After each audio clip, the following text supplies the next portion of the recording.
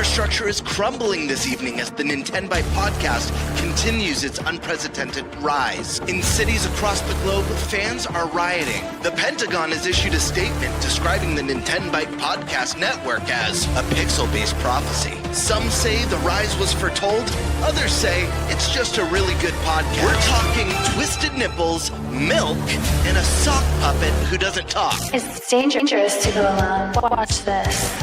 Welcome to the Nintenbyte podcast, bitch. That's right, ladies and gentlemen, you're watching the greatest Nintendo podcast ever! Yeah! Is that a Joy-Con in your pants, or are you just happy to see us?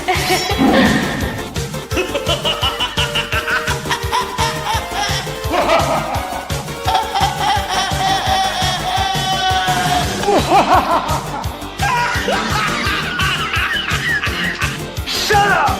Now feel the power. Everyone, do you feel that? Oh my god, I feel it! I feel it too, Gamer. What is it? It's the power of our podcast. I feel it!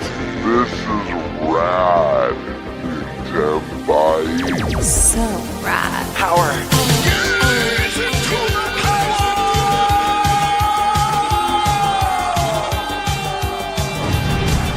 Now bask in their glory. I'm Nintendo Prime. Oh baby.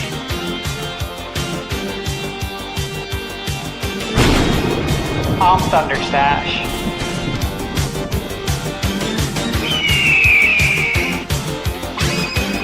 I'm Gamebird Classic.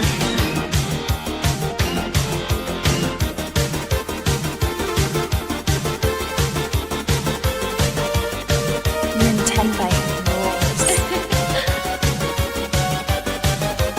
Let's rock. Hey everyone, welcome to the Nintenbyte podcast, season 3, episode 32. As you can see here, we are missing one of the core four. This is our holiday special. We are missing one. I do have an update as to why he is not here. So let me read what he had sent to me. His 12-year-old son Aiden was airlifted to a special care unit and is in critical condition. What started as a flu spiked his sugar levels to over 700. He has been diagnosed with type 1 diabetes. He has major brain swelling and is not mentally aware at this time. He has shown some improvements from some treatments, but not with the swelling. Please keep him in your prayers. Further updates will only be provided if and when he recovers. Thank you. So yeah, just keep them in your prayers and everything like that. So we are now on episode 32. Happy holidays, everyone. Let's go around and introduce people. Gamebird.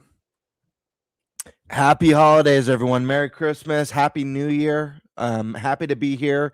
Thoughts and prayers to Nintendo Prime and his family. I know we're all sad he can't be here tonight, but we're gonna keep it with the spirit of the season and have some fun with you guys. And I'm just happy to be here. Thunderstash. Good evening, everyone. Happy to be here. Yes, Merry Christmas. I wish you Happy New Year next week, assuming that you're here next week on the 30th. Yeah, thoughts and prayers, of course, to Nate and his entire family, his son. Been in my prayers ever since I heard about it on Sunday. So with that said, Eric, pass it on to you, brother. Yeah. So for those that don't know me, I'm Eric Moore, and yeah, I am the Spice Lord / sock puppet.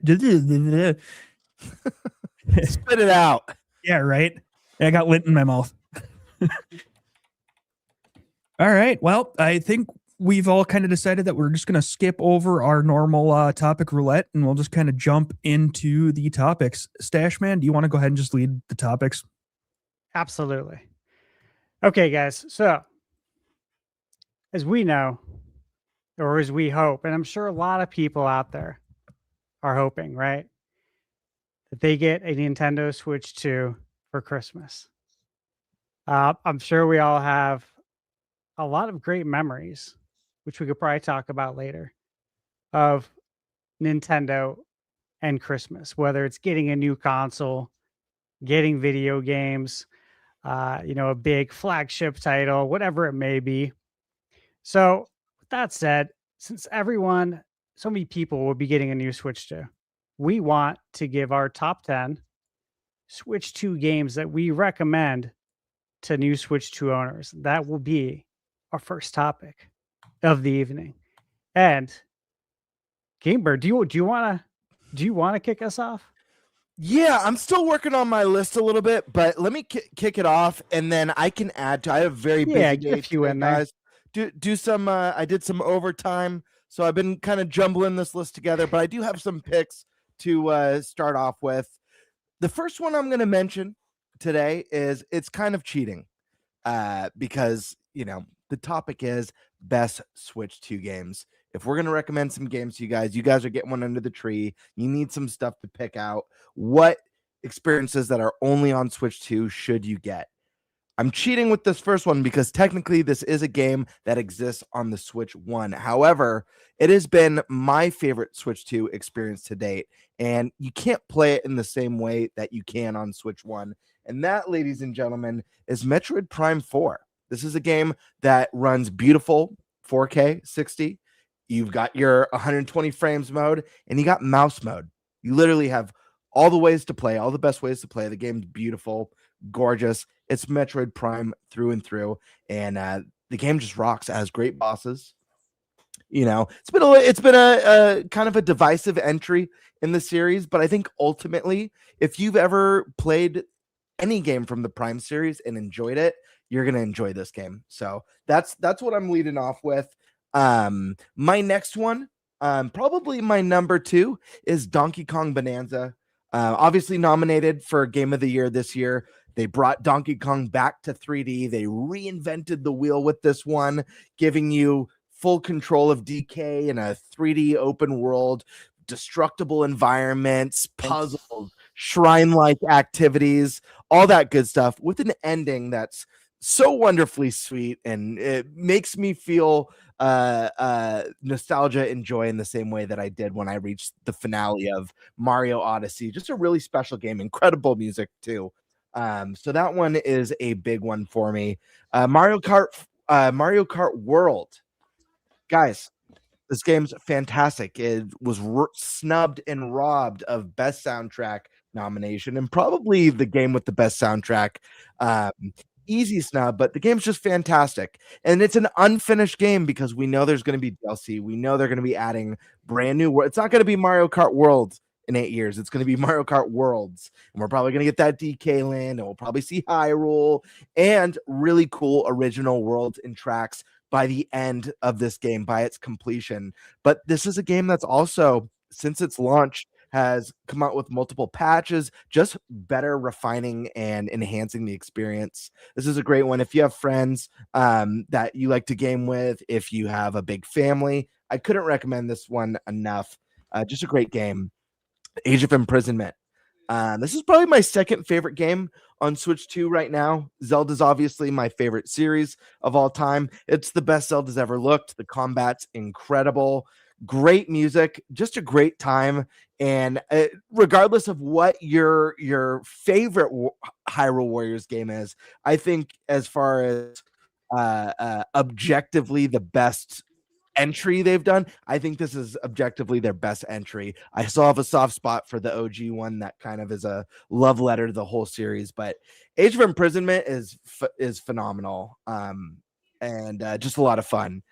Now we got some third-party stuff that, these are games you could play elsewhere, but if Switch 2 is your only platform, or if you're upgrading from Switch 1 to Switch 2, I highly recommend these. Cyberpunk, this is a first on a Nintendo console. The game's stunning. Again, like Metroid, this is a game that offers mouse mode functionality, so that's a huge plus right there. One of the games that a lot of people felt was like, oh, this is the impossible port, and it looks and runs great. Another one, this was a very, very special one to me, and anyone who owns a Switch 2 and doesn't have this game, I don't know what you're doing with yourself. get to the store and buy it now. I'm talking Yakuza 0 director's cut too, which is a first on the Switch 2, which adds, I believe it's 30 minutes of additional cutscenes and story, as well as an online beat 'em up kind of what do you call that kind of it's like a survival. I think that's what you call it, like a horde mode type of online multiplayer. Really cool. Even taking away the extras, which the extras rock, but taking away all that stuff, this is easily one of my favorite series of all time. You know, I put it in my top 10 series of all time. We've already got 0. We've got the first game. The second game's coming if it's not already there yet. And then they're doing the third one as a Kiwami for the first time. Guys, we're going to get the whole series on Switch too, I guarantee you. And you're going to have a huge library of some of the most kick-ass games and wild storytelling you've ever experienced. So definitely Yakuza 0 director's cut.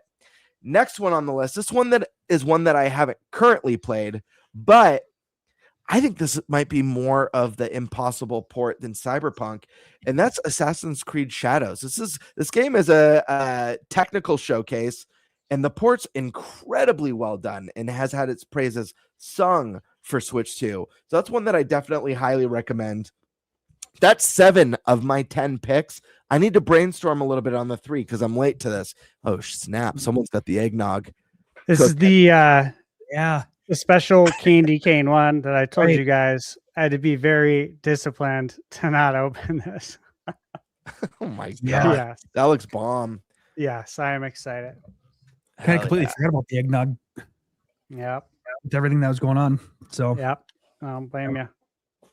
If someone wants to jump in now, I need to pick 3 more games, and I'm gonna kind of brainstorm, look at what I've got, and throw some 2 together. But I know there's some stuff out there on Switch 2 that I just haven't. I've never even played Dragon Drive. You know, some people might say screw that game, but I've never played it, and I know some people really like it. But whoever wants to jump in and start going through their list, take it away. Eric, you want me to go? Or no, you I want can to go. go?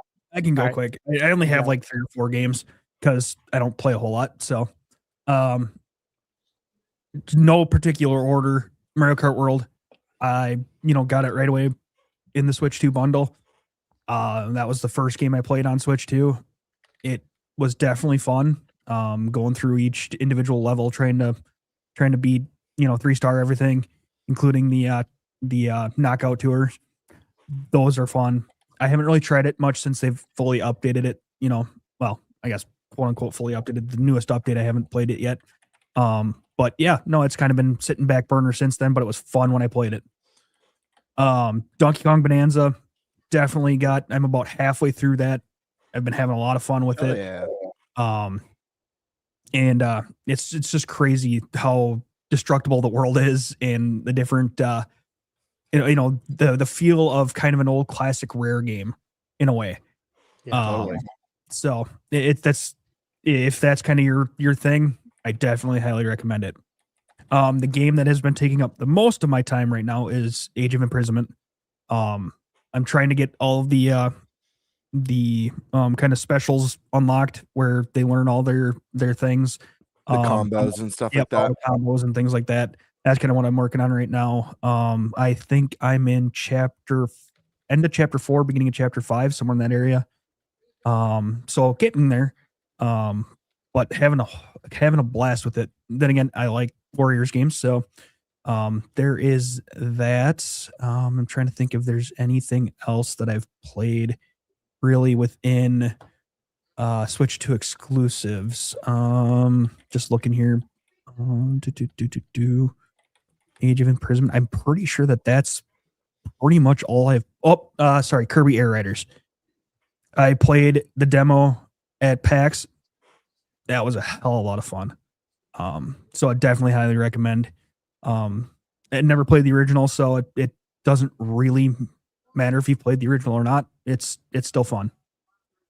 So yeah, I think that's all the Switch 2 exclusive games that I've played.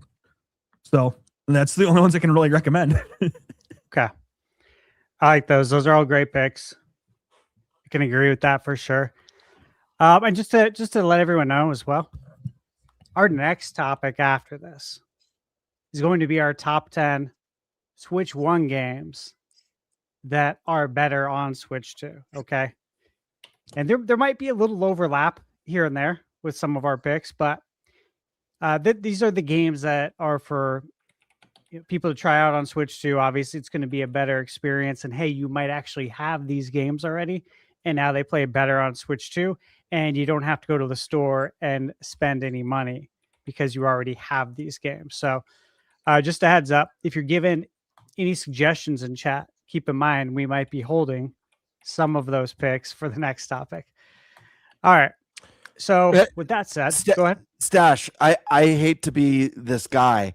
Can I just finish my list real quick? I just need 3 more. Is that okay? Be that guy, man. Be okay. Sorry. I've got 3 games. One of them I can't believe I forgot to put on because it's one that I argued about on this podcast when I think we were doing some sort of like a ranking. I forget what we were doing, some sort of a tier ranking, and I got ticked. Bravely Default, the special edition. This is a game that got remastered for Switch. This was one of the best 3DS RPGs. This game is fantastic. Another game Eric mentioned, Kirby Air Riders. I don't own it yet personally. This might be one that's under the Christmas tree for the family, but this game was incredible. It blew my mind at I almost said E3 at PAX West. I wasn't expecting that, especially understanding this is a game that uses one button.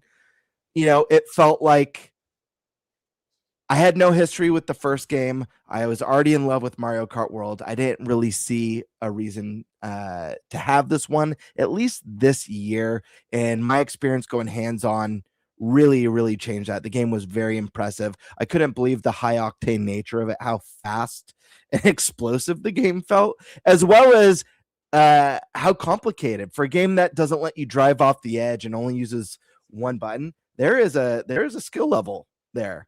I didn't know what I was doing at first. I was bouncing off walls and flying in the wrong direction. I'm like, I got to practice on this. So that one was quite impressive. And then the last one that I want to add to the list, and I believe this game wasn't on Switch 1, but this is a game that was also heavily nominated this year and also offers mouse mode, another benefit of the Switch 2, and that's Split Fiction. That's a good pick. That didn't come to Switch 1, right? Am I mistaken? No, it didn't. It can't even. Yeah. It wouldn't even be able to run. Right. There you go. That's my 10, and I stand by them. Okay. I like those. Those are all good picks. We have a nice wide variety here. Obviously, I have some overlap, but I also have some different picks. So this will be good. And I think the pricing is kind of spread out as well. All right. I have to go with these. Now, there are Switch 1 versions of these games. Okay. However, these Switch 2 versions, to me, are the fully realized versions of these games. And it does cost money if you want to upgrade to the Switch 2 version. Unless you have Nintendo Switch Online plus expansion pack. And that's The Legend of Zelda, Breath of the Wild, and Tears of the Kingdom. So again, like we said, some of these might overlap a little bit, but they do have their own Switch 2 SKUs, which is important. Look, guys, these were just ranked, and for whatever value you give to IGN, right? They do some nice lists. They are fun to talk about. Obviously, we discussed it here on the podcast, but they did rank Breath of the Wild and Tears of the Kingdom. If I recall, was it the 2 best Nintendo games? Yep, that was the 2 and 1. Wild. Yep. And it's hard to argue. Okay, it's hard to argue. But the way they perform on Switch 2 is insane. When I went to the Switch 2 experience and played these, I captured my footage the best that I could in HDR, uploaded it to YouTube to try and get the best quality possible. But it was still hard for me to illustrate how great it looked in person. And if you guys remember, I was mentioning to all of you, everyone in chat, Bird, Eric, obviously Nate, I was telling you guys that it's night and day difference on Switch 2. with the higher resolution, 60 FPS, the HDR. It's absolutely stunning. So if you've never played these games, you got to play them. And even for me, when I do have an opening in the schedule, I do want to return to Breath of the Wild because I haven't beat it since it came out in March. I think I beat it probably the end of March, early April 2017. So it's been a very long time, and it's time for a return. All right, so those are my first two. Of course, you got to go with Donkey Kong Bonanza. Look, again, this was another game I played at the Switch 2 experience. I got a lot of BS comments on my video on YouTube saying like the game doesn't look good, and the frame rate looks really bad, and this looks really bad, and I'm like, no, this is all false. Like all of it. And I even said that in the video. Like it's just crazy to me. And then of course it came out. We got that direct that changed everybody's mind. And then the rest is history, right? Now we're just waiting to see how many units it sold when the sales report comes out for early next year. Yeah, to see what the Q4 results are, which will be interesting. But yeah, if you're a new Switch 2 owner, you got to get Bonanza. And again, Mario Kart World.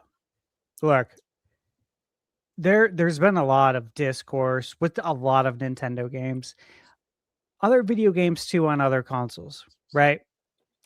For example, earlier this year, I got 80 hours through on Assassin's Creed Shadows. Okay, I decided to hold, and I announced that on the podcast that I am holding on my review, and this was back in March because I believe it's coming to Switch 2, and I want to play the rest of it there, which is what I'm doing. Almost done. The review will be out soon for that. But that game got a lot of bad press for a variety of reasons. However, gameplay should never have been one of them because I've had a great time playing this game. There may have been some decisions that people don't agree with, and I probably agree with you on that. But as far as, hey, man, is this fun? The reason we play video games, right? The fun factor. Is this a good time? Was this time well spent? Okay. It does numbers there, to say the least, okay? Mario Kart World is similar in that it's gotten a lot of noise. And there's a lot of kind of chronic complaining going on around it. I don't agree with it. And at the same time, there's a big thing that we've talked about a ton on this podcast, but this is not the final version of the game.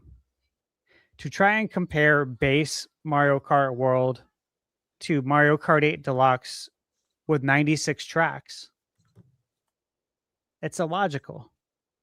Why would Nintendo release Mario Kart World right now to be better than Mario Kart 8 Deluxe? It makes no sense at all. Yeah, it's literally a roadmap. It's an evergreen roadmap. This is how you continue to get people to buy it. Continue to get people to buy that bundle that is going to show its face again next year. It's tradition. This is what Nintendo does. It doesn't take much guesswork.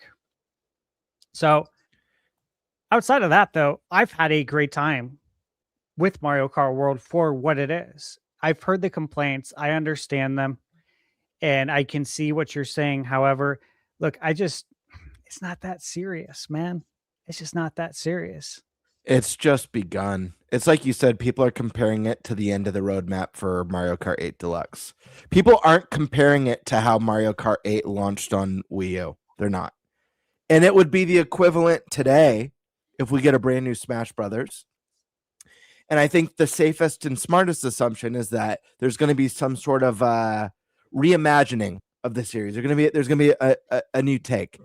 Yeah. At the very least, it's not going to launch with not just the amount of characters and content that Ultimate had, but especially not what it had by the end of its entire roadmap. That's insane.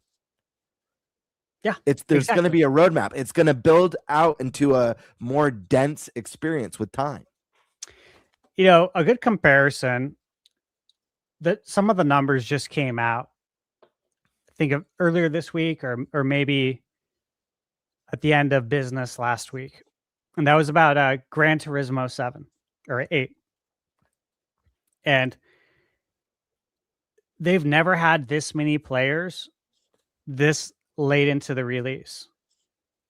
Like this many active players. And it's because they had a roadmap and they followed it. They've continued to sprinkle new content into the game to keep people returning to the game since it's been released. This is not something that they traditionally did in the past. The game eventually became complete.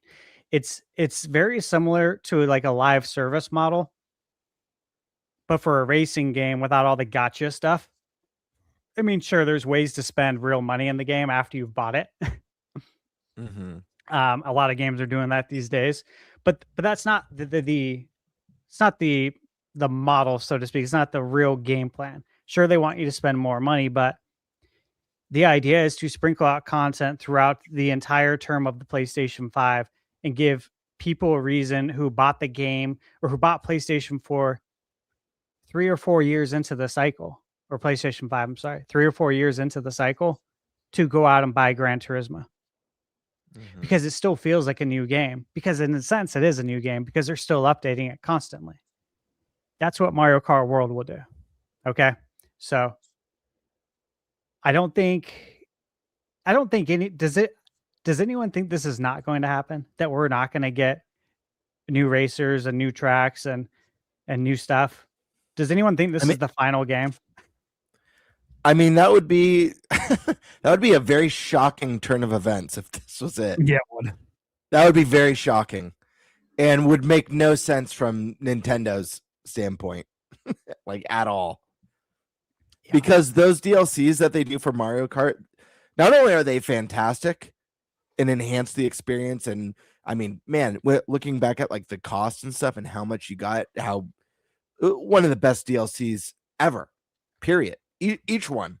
Absolutely. Fantastic.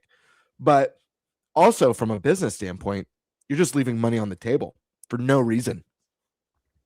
This game's going to be updated over the course of the next 7 to 8 years. I guarantee you. Yeah. And look, that's exactly what I'm expecting, guys, is that this is just going to continue to get updates.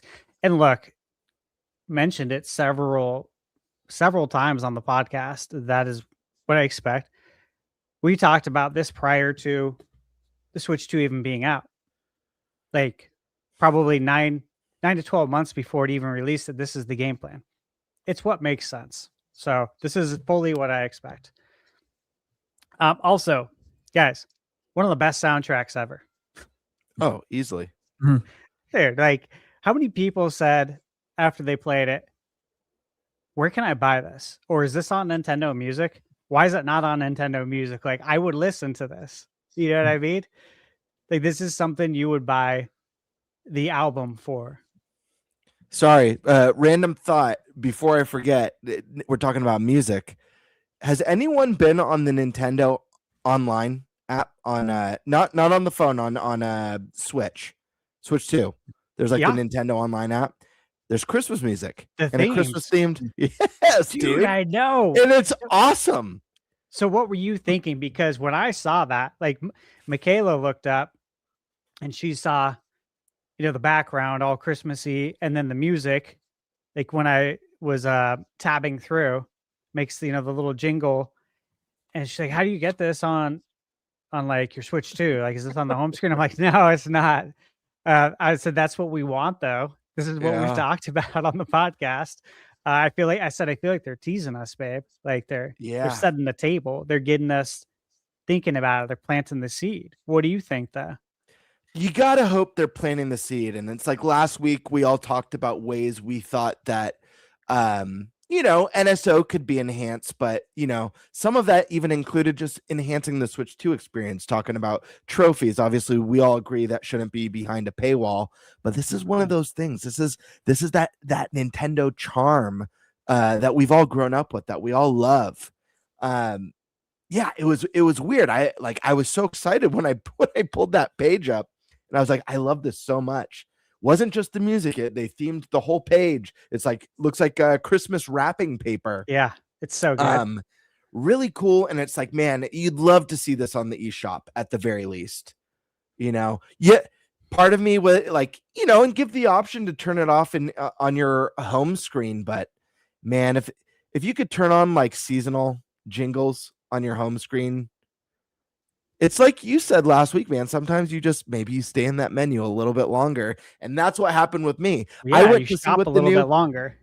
I'm a weirdo. I always check for like the new avatars, that they offer, the new icons that you could choose with your points. And so I popped in the music. I was like, I think I'll leave this on for a little bit.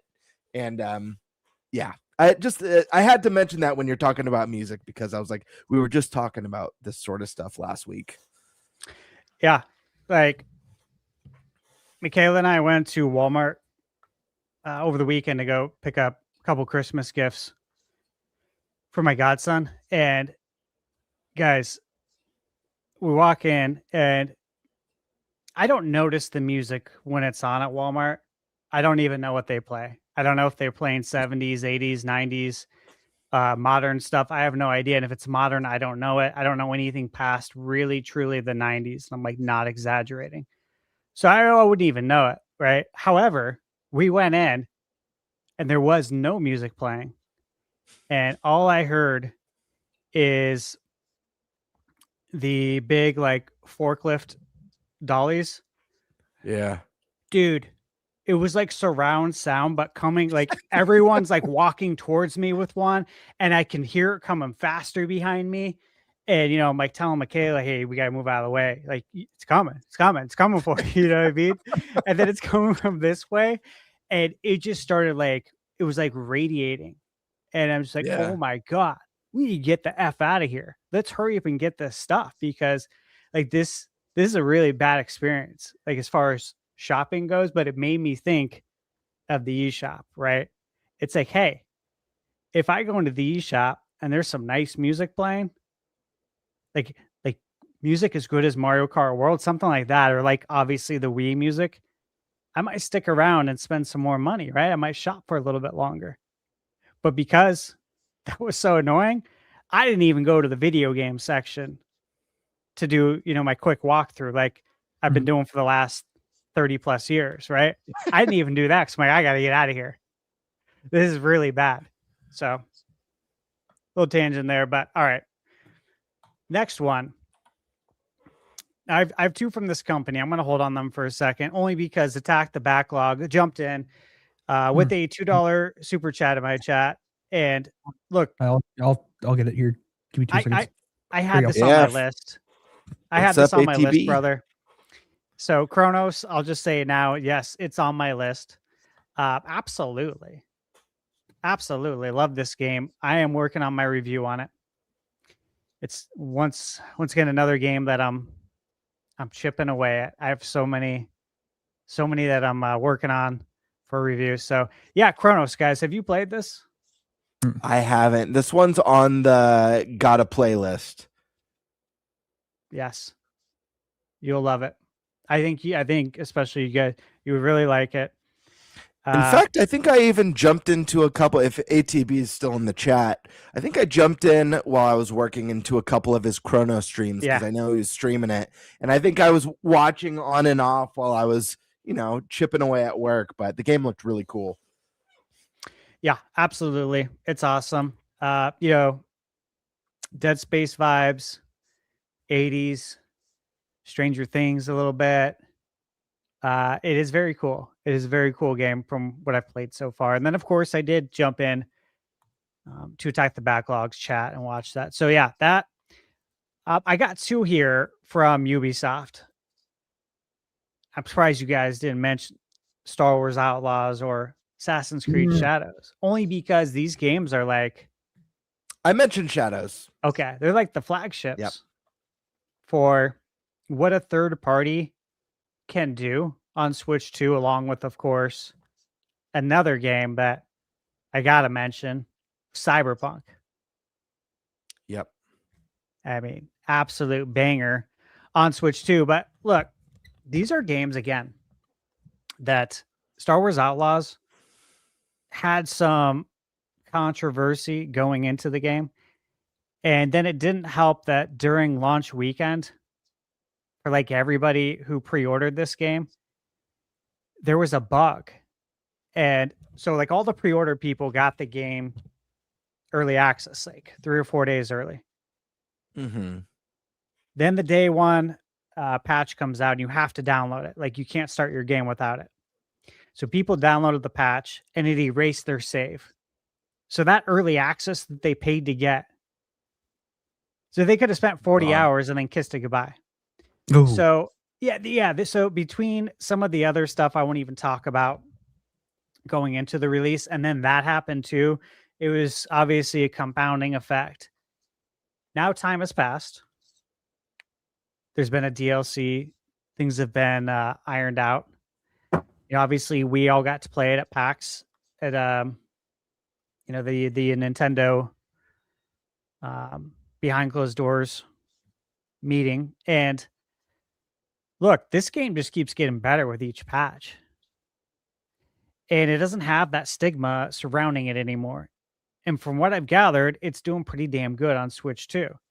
And again, the same thing with AC Shadows, right? It's been getting patches. It just had a patch on the 17th or 18th, I believe.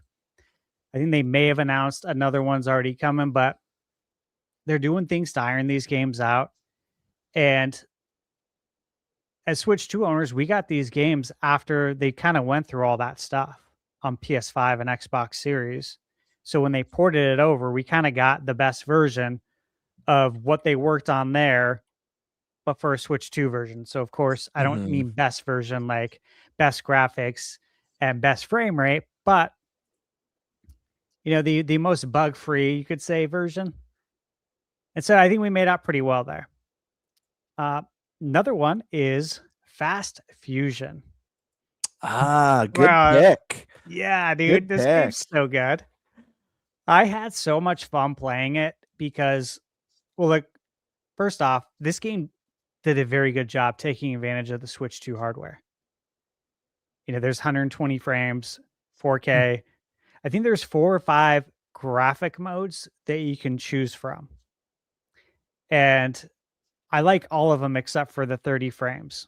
Everything that's 60 or 120 is awesome. The graphics look beautiful. The only way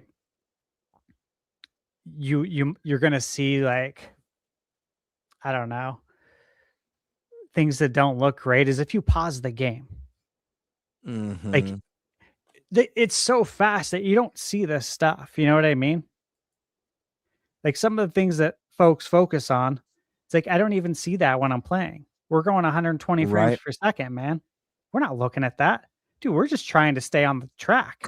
We're trying to get first right now, man. We're not, that's it. I'm not looking at the trees over here. I gotta keep my eyes on the road. Otherwise, we're gonna crash this car. Right? Yep. So that game I reviewed on my channel. You guys can get this for $14.99. And it already has free DLC. That's free updates. It has more tracks that were free. Like, I don't understand personally why they're being so generous. I really don't. I appreciate it. But it's like you could have charged more. And I think people would have paid, but yeah, it's like Silk Song. You could have charged more.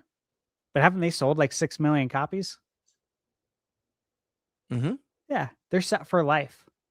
Their families are too. It's a small team. They're set for life, man, which is awesome. All right, couple more. Stash, real quick. Yeah. I want to get this one in here too. Tag the Backlog says, "How to me. Happy Christmas to you all, Mr. Stash, Gamebird, and Eric." So, Merry Christmas, brother. Thank you, brother. Merry Christmas. Okay. I'm going to save a few of these for our next one, but let me say, I mean, I do look, I know Prime is on Switch 1. Okay. I know it is. But Prime on Switch 2 is absolutely gorgeous. Like, I had so much fun playing this game on the projector in 4K 60. I tested out 1080, 120. That's also what I played at the Switch 2 experience. It's great. I just don't feel like this game requires 120. Right. I also haven't really experienced a lot of games where I'm like, I need that extra 60 frames. I don't know about you guys, but I'd have to look. Like, Star Wars Dark Forces remastered on PS5. I played that at 120 frames. That made a difference, but that is also an old game being remastered. And something about it made it feel so much smoother. But I think when we're talking like modern games, modern tech, I just don't know. I don't know how much it's needed. Yeah, I think I'm too old to I'm getting too old. My reflexes are too slow, or my brain is too slow to notice the difference. But like you said, I think it's great that Prime offers it. Prime doesn't feel like the kind of game that needs it. Really, when I think of a game that would benefit from it, it's something that you need very snappy, quick reflexes, something maybe more competitive where you're really going to feel the difference. Whereas Prime it's not that kind of a game. Yes, there's intense battles in it and intense boss fights in it, but really the game is paced very slowly. It's about discovery and wonder and exploration and puzzle solving. It's not that kind of shooter.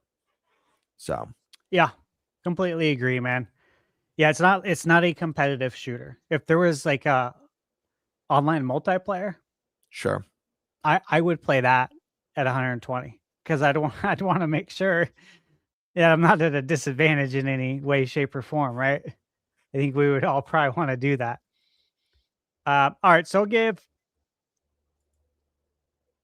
think it's my last pick. It's going to be an unconventional pick, okay? But it has to be said because this is only available on Nintendo Switch 2. And that is the NSO expansion pack. It's $50 for the entire year, and you get Nintendo GameCube games. They're only available on Switch 2. They're not on Switch 1. It's a Switch 2 exclusive. Yeah. And, I was going through the games for something I'm working on, right? And it's like, we have Wind Waker. Doesn't need any sort of introduction, right? F-Zero GX looks really good. One thing that I was very excited about during the Switch 2 Direct was when they said all of these games will run at a higher resolution than their base games. I'm like, this is exactly what I wanted. This is what I predicted, several months ago, that these they'd perform better at a higher resolution. And sure enough, they are. I don't know how they do it. I don't need to know. I'm the consumer. I'm just here to enjoy it, right? But you got F-Zero GX, which, God, that game looks stunning. And look, I love F-Zero 99, which is another benefit of the Nintendo Switch Online. I love it. Honestly, whenever I need to log in to get points on Switch 2 where I got to play an online game, there's other games I could play, but I'm like, all right, yeah, I'll boot up F-Zero. And I feel like I'm going to play for maybe one race just so I can collect my coins, right? And buy something from the Nintendo shop. But what ends up happening is I end up playing it longer because it is a really fun time. But GX, man, it's the real deal. It still looks gorgeous today. You got Soul Calibur too, which when I bought Dreamcast when it came out, I bought Soul Calibur. And when I played that, I'm like, this is the best fighting game I've ever played. And that's as someone who grew up playing, of course, Mortal Kombat, Street Fighter, played all the games leading up to it. And I played Soul Calibur. I'm like, dude, this game is so good. The soundtrack was so good. The gameplay. So to have Soul Calibur 2 with Link, right? Because the GameCube version was the best version. It wasn't the Xbox one with Spawn. And PlayStation had, who was it? Was it someone from Tekken? If I It recall? was, yeah, it was Heihachi. Is that right? Yeah, I think so. Yeah. All right, so those were the games we got to start with, right? Since then, we've gotten Super Mario Strikers, which you can play online now. To me, this is such a novelty that we can play games that didn't have the internet growing up. The fact that I can play Nintendo 64 games online now, online multiplayer.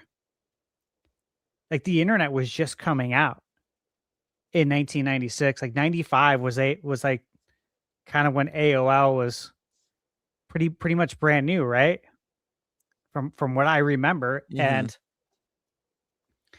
so to be able to go back and play these games with online, just I think breathes new life into them. So we got Strikers. Then we got what? Luigi's Mansion. Yep. Finally. Got Chibi Robo.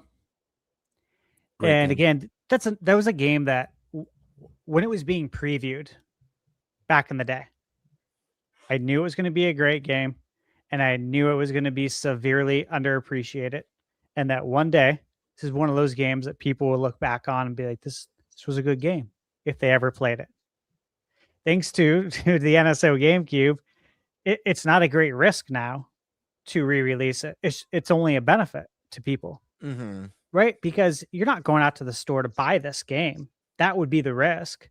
You already have the NSO expansion pack membership. So this is a bonus to you. Go play it, try it. If you don't like it, no big deal. But chances are, if you play it, you're probably going to like it. And so that's kind of cool. And then, of course, we got Wario World. We know that Mario Sunshine's on the way.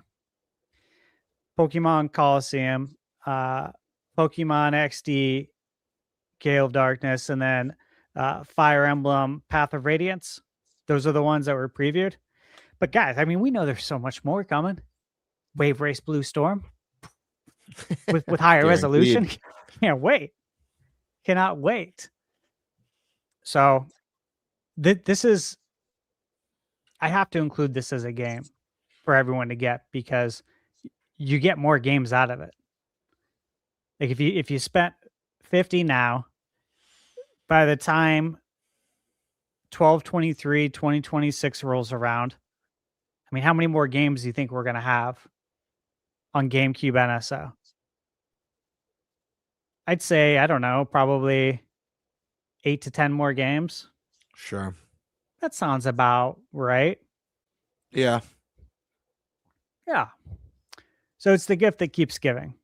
It's a great investment. You invest now and you get more games later. Kind of a win-win. Not to mention you get all the other games too. You get N64, you get SNES, you get Sega Genesis, Game Boy Advance, Game Boy Color, NES, and a lot of them now have online multiplayer. Like I was researching this. We could play Tecmo Bowl on the NSO multiplayer.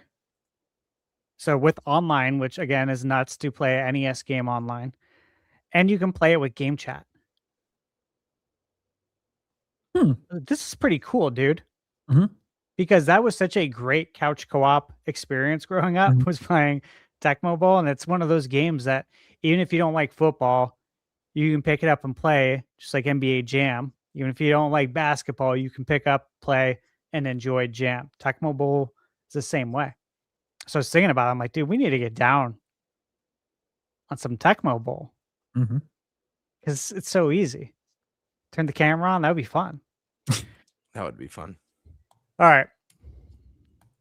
I saved my other picks for the next topic. Okay. Do we want to go into our kind of our Awesome. topic? Yeah, I'll pull up an image for it. Give me 1 second, because I think this is a fun one. Let me grab it really quick. Here we go. All right. Yeah, I want to pull up this tweet just because we got a little interesting excerpt, and I think we could have a little bit of fun speculating. Since we're talking about Switch 2 exclusives, and Stealth posted on Twitter just the other day, Bloober Team CEO Piotr Babieno says Nintendo's exclusive Project M is a vision that could only exist on Nintendo hardware. Quote, "You have no idea how hard it is for me not to reveal what Project M truly is, but for now, it's still too early to talk about it. We're confident that we'll be able to share the first details very soon. What I can say is this: fans of Resident Evil, Silent Hill, Limbo, Eternal Darkness will immediately feel at home. That said, Project M introduces a bold twist, one that no horror game has ever explored before. This is a vision that could only exist on Nintendo hardware." Not only is this a very exciting tweet, Bloober's been crushing it lately, by the way. Yeah. But I find the end of this tweet really interesting, and I'd love to get your guys' perspective, because he says this is a vision that could only exist on Nintendo hardware. And he previously says one that no horror game has ever explored before. My mind went to one thing with this. So I'm just curious your guys' thoughts before I jump over. I know he name drops Eternal Darkness, but my mind went to, is this an Eternal Darkness remake? Because that line, "this is a vision that could only exist on Nintendo hardware," that to me says the trademarked sanity system that we've never gotten in a game because that system can only exist on Nintendo hardware. Or is it a remake, or is it a new vision that uses the sanity system? Is this a successor?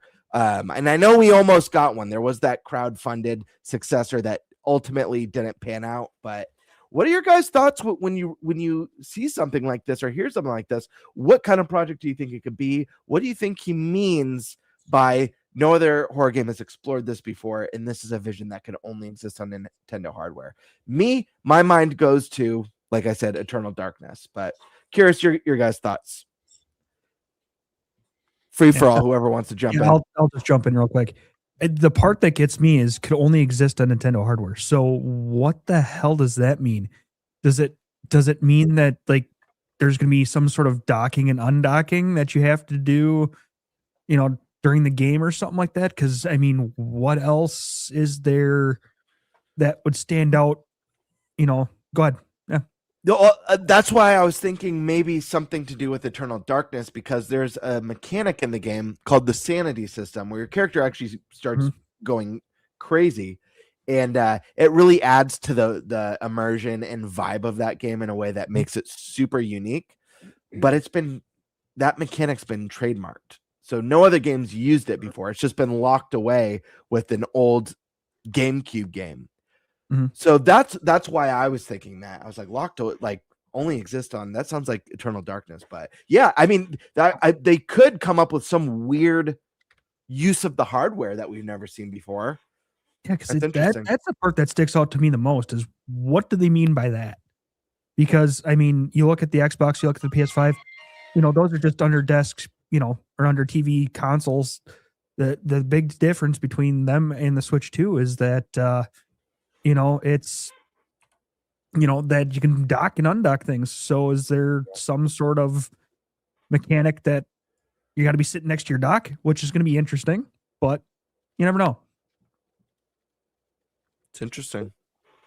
Or something with the mouse. I don't know what they could do with the mouse to make it interesting, considering we get horror games on PC. But Stash Man, did you have any thoughts? Did your mind go to Eternal Darkness like mine on this? Because right away, even though, like I said, even though he name drops, fans of it will appreciate it.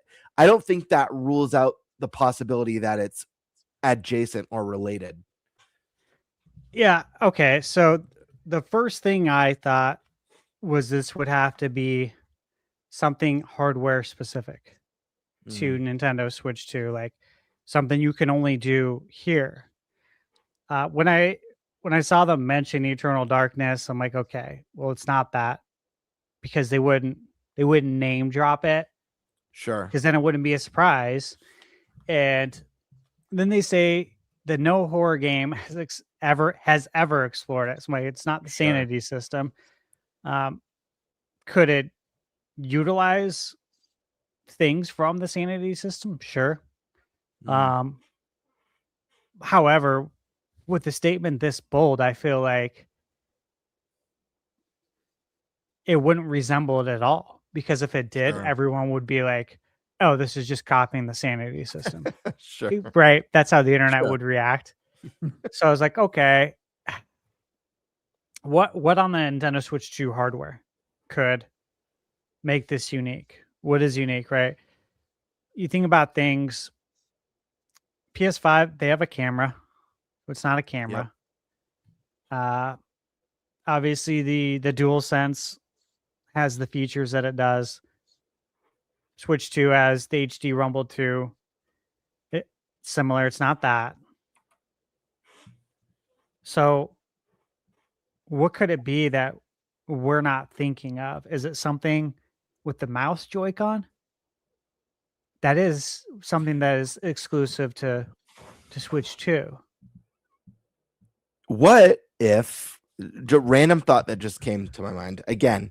This would be something. This would be a vision that could only exist on Nintendo hardware. What if it's some sort of they're working with a Nintendo IP? Yeah. What if it's some sort of a crossover or some sort of, I know we have horror like Luigi's Mansion. A vision that could only exist on Nintendo hardware would be utilizing Nintendo characters or worlds. Do we think that's out of the realm of possibility? I'm just trying to think a little bit outside the box of what that means. What could the M stand for? Sure. I mean, it's not Mario. That would be insane. A horror Mario. Yeah. But what it's like what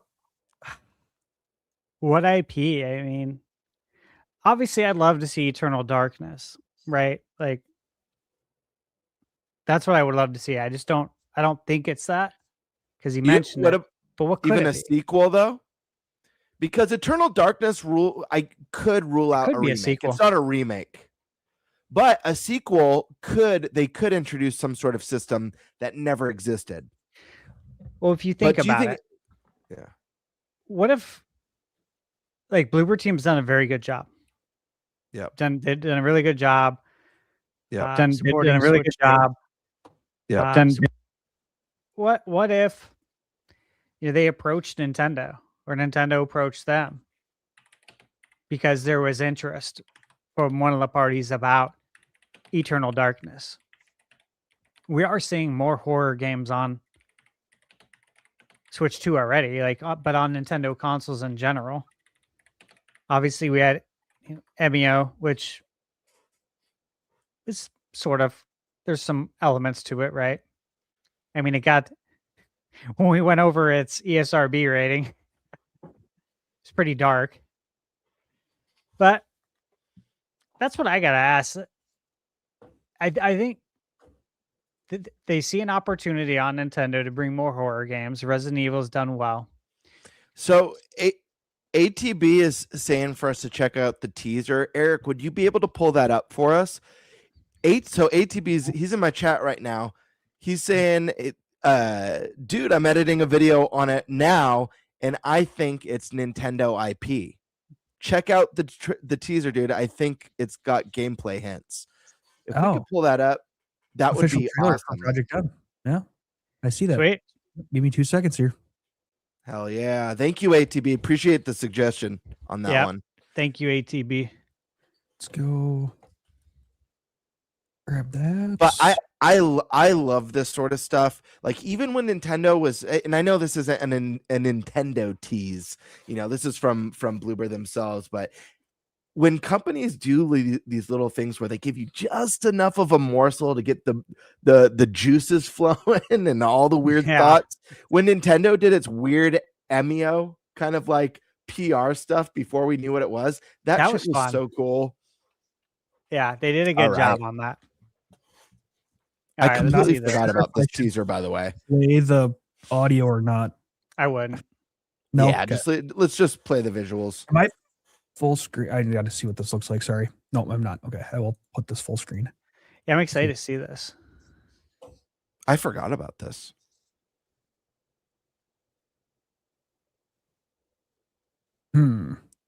For people listening, it's going through the trailer.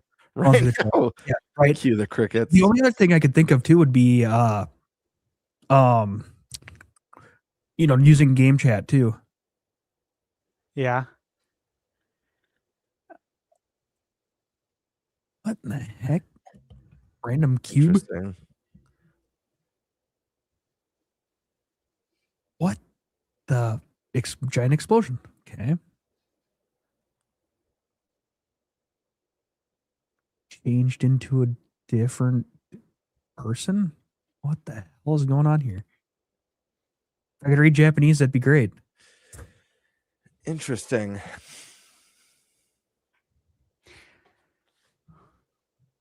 What in the... What?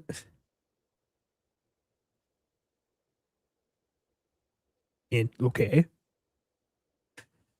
Fist fight. Oh god. That's I interesting forgot right about there. this. Oh, well, you could choose whether to fist fight or gunfight or something different. Yeah. Yeah. That reminded me of like a Quantic Dream game Same. a little bit. Same. Yeah, like Detroit Become Human. Yeah. Love that game.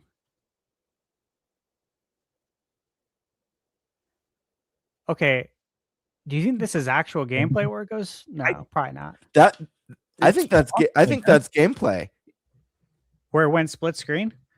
Oh, maybe not. Maybe not. Man. This is What? interesting. And then What, earlier they had something that looked like a skill tree of decisions you could make. It was like branching off. This looks like this to me. Go ahead. Oh, I was just gonna say this does look so much to me like a Quantic Dream type game. Well, which I love. I love Quantic Dream. Heavy Rain is one of my favorite. Yeah. I really like Detroit Become Human. I did get I got the platinum on that because I enjoyed it so much. Well, graphically this looks really good. Yeah, right. At the beginning of the It's trailer, beautiful. I was looking pretty hard to see if that was real or if it was a video game. Yeah, I mean, it almost looked like a Nintendo Direct right away. Yeah. I'm gonna have to watch it with audio because I feel like yeah, I just don't know if they're gonna hit this with a copyright claim or anything like that. So that's why I just didn't want to, test it. And so so ATV says that's not the one. Oh, that's not the one. Okay, I'm not sure. Unreal. Hey, dude. Yeah, right. It's from their side studio, Broken Mirror Games. Okay, that was okay. So we may not have watched the right thing. Crud. I'm not sure. Well, I'll see if I can figure this out.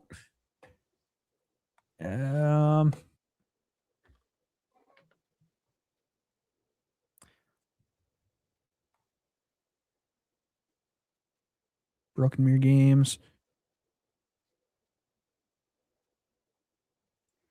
Too bad you can't share a link in the chat. Yeah, right. I know.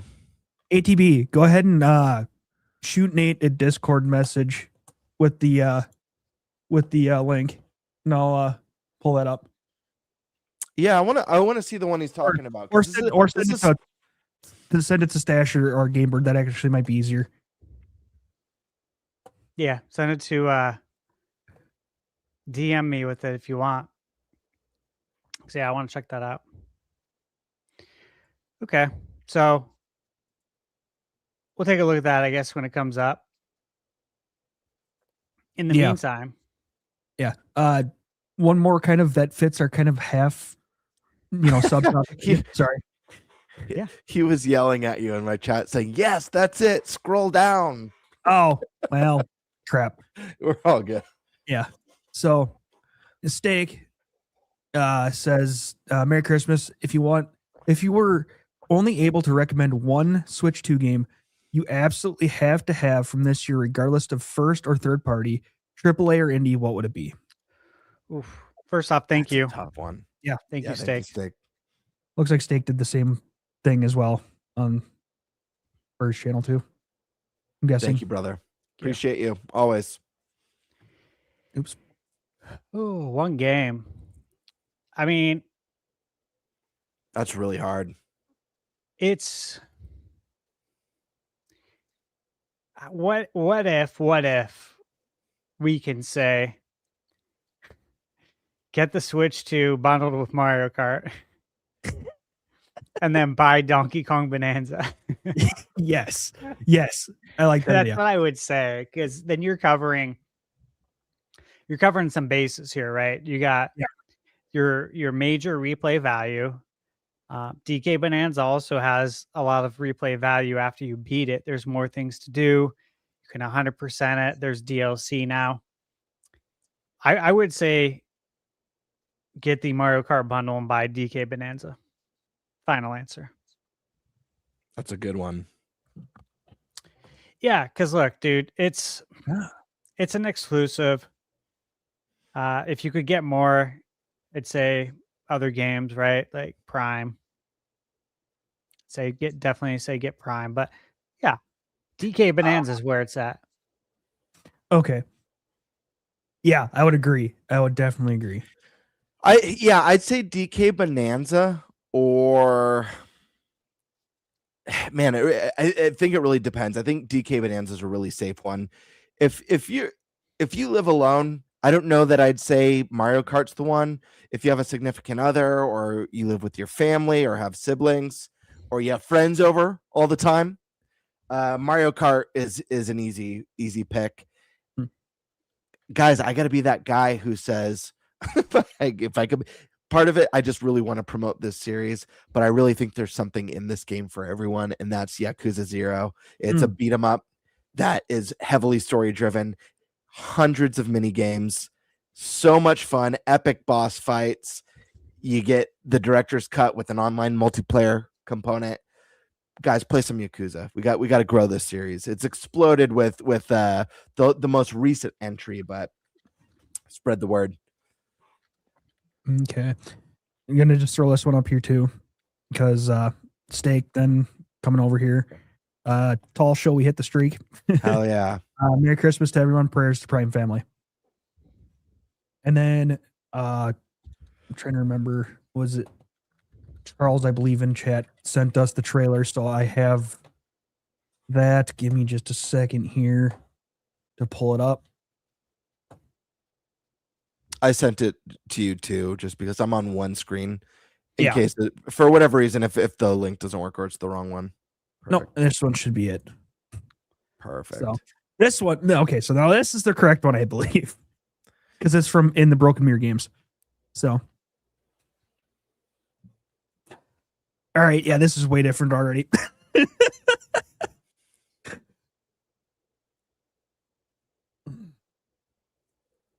Got some string theory. Yeah, right. Looks like red and blue pill. Yep, right. I don't Yeah. know. Oh, Wait, but no. Now they're gray. Never mind. What the? Okay. More strings. Yep. Yeah, Trolling red and him. blue pill. Yeah, right. Yeah. Red and I blue don't door, think- yeah. So choice. So this is going to be a choice-driven game. Yeah. Which is definitely a Quantic Dreams type game. Yep. Puppet.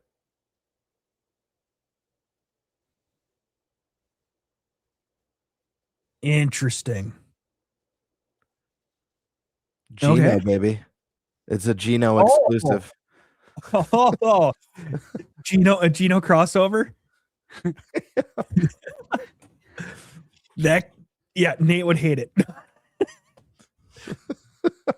or maybe he'd buy it just to oh crud. Just to beat Gino up. Yeah, just to punch him in the face. Dude, that was the oddest thing ever on the Right. Yeah, it was. Great. I love it. All right. Anything? I think that's pretty much it for the super chats that kind of touched on the Well, subtopics. guys, For the chat, homework, sound off in the comment section. Let us know your thoughts on what you think this might be. Any clues from those two trailers? What you think that new experience, the reason why it's only possible on a Nintendo hardware? Let us know. Yeah, because I don't have an inkling right now, not yet, as to what that could be. Yeah, my Eternal Darkness stuff kind of went out the window with those two trailers. But listen, I'm a dreamer, guys. Sorry, I just really want some Eternal Darkness back. I do too. Yeah, I really hope that comes to GameCube NSO. Yep. It would be a real shame if it didn't. Mm-hmm.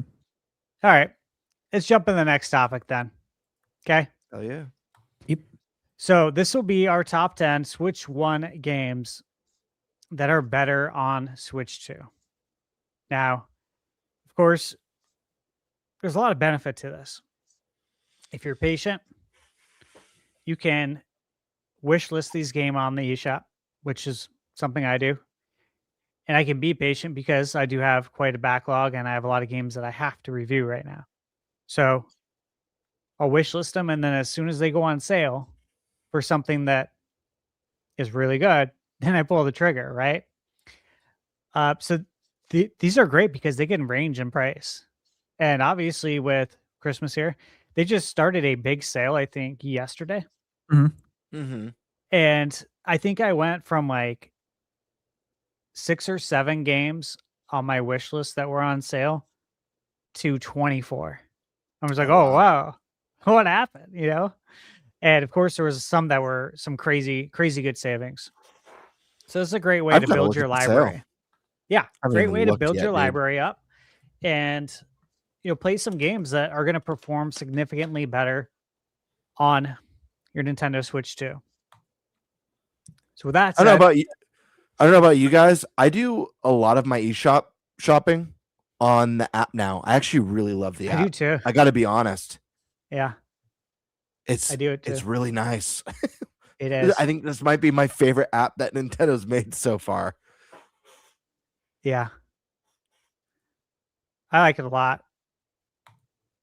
Someone, okay. Cody WB in my chat is saying Mirror's Edge 3. Here's the thing, this could be a horror game, right?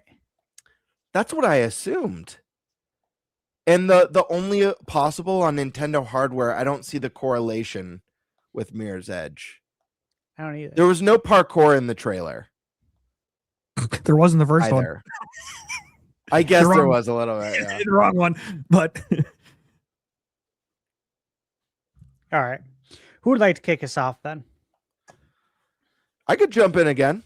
I've got more than 10 on my list. Okay, good. And guys, there's just to get this out of the way, there's way more than 10 games that I recommend that run better on Switch 1. Some of them just didn't come to mind in this moment. These are just ones that, like, doing a quick think through. I think I have 13. I actually only did 13 because I was like, well, I can't leave this one out. I can't leave this one out. So there's way more than this. This is just kind of a quick little overview of ones that I highly recommend right out the gate, whether or not you never got around to it on Switch 1, or maybe you started it but didn't finish it, or, you know, you want to do a second playthrough.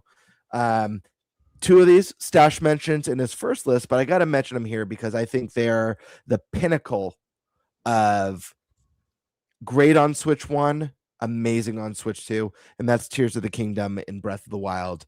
These games are glorious on the new hardware, buttery smooth.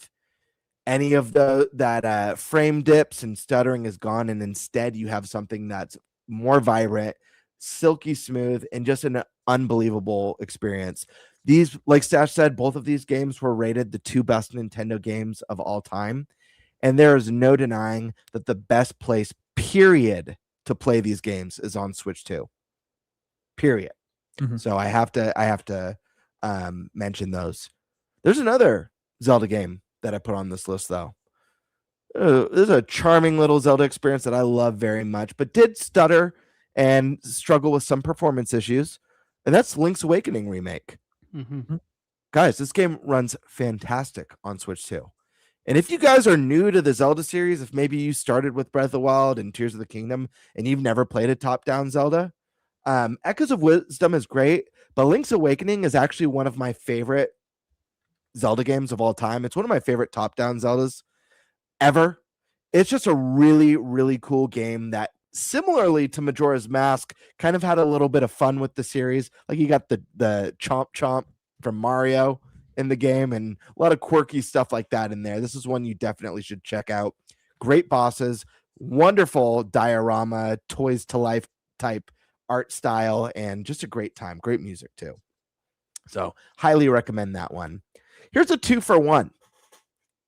If you're a Pokemon fan and maybe you dipped out of Scarlet and Violet because the performance was so ass, or maybe you never got around to finishing Legends Arceus because the game is so big. Both of these games, especially Scarlet and Violet, run exponentially better. Very noticeable right out the gate. More polished. Scarlet and Violet ditches that stop motion in the classroom for silky smooth gameplay. It's not the prettiest game, but if you're going to play a Switch 1 Pokemon game on Switch 2, these two, you feel a significant jump, in my opinion. Here's one that is a no-brainer. All you got to do is watch a trailer for this game to know that this was a massive leap on Switch 2, and that's Hogwarts Legacy. This is a game that on Switch 1 was a very impressive port, but the game looked like it was smeared, like your screen was smeared with Vaseline, muddy, blurry textures. Obviously not the premium way. You play it on Switch 1 if you have no other way to play it. On Switch 2, that's not the case. It's not if you have no other way. This is actually a great place to play it. And if you want Hogwarts Legacy at home or on the go, it looks fantastic and runs fantastic. So I have to mention that one. This is one I put on the list, not for anything right now, but for what's to come and very soon. And that's Animal Crossing, guys. Animal Crossing has a massive update coming next month. This is one of the most popular games on the Switch 1. What better place than to get it on Switch 2 with some of the enhancements, but also landing with a huge content drop.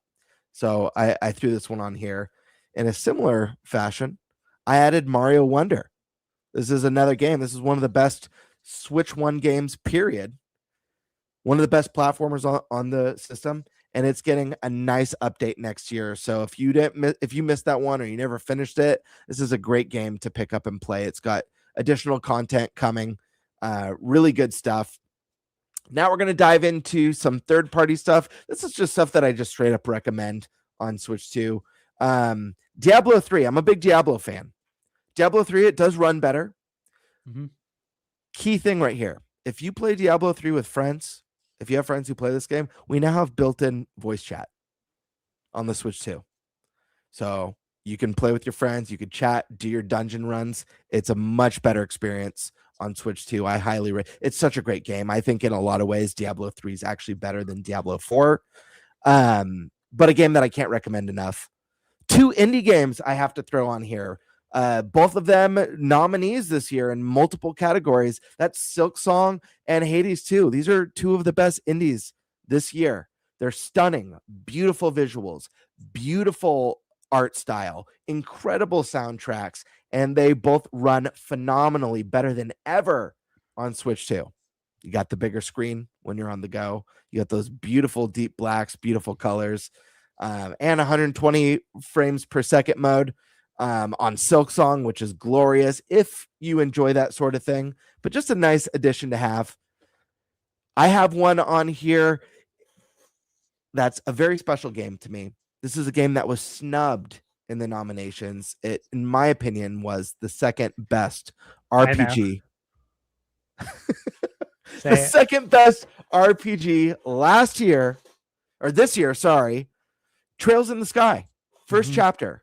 Unbelievable game. Guys, get this game on Switch 2. Support this RPG. It's amazing. They've already confirmed that Trails in the Sky Chapter 2 is coming in 2026. Really exciting stuff. And this is a series that got better and better. A lot of people who are new to this, who like praise and love first chapter, The first game isn't known as the top tier game in the series, and the game crushed. So check this one out. Let's see. Oh, here we go. Here's another one on my list. You guys love Animal Crossing. Maybe you're a little burnt out, but you want something cozy and something fun. Well, there's a game that I like even more than Animal Crossing. I think it blows it out of the water, in fact, and that's the new Fantasy Life. Guys, this game kicks ass. And not only does it kick ass, but the Switch 2 upgrade is like $1.99. They're adding new content regularly to this game. You like Animal Crossing? You get that town building, bringing in new townspeople. You've got your side quests, your main quest, your dungeon crawling, multiple classes with skill trees and leveling and all that great stuff. The crafting is made up of mini games that you do to do the crafting. It's an unbelievable game. It feels like one part Animal Crossing, one part Stardew Valley, one part Zelda. It's awesome. And I highly recommend that one. I think that's everything that I put down for this list, but this doesn't even scratch the surface. Honestly, anything that's on the Switch is better on Switch 2 at this point.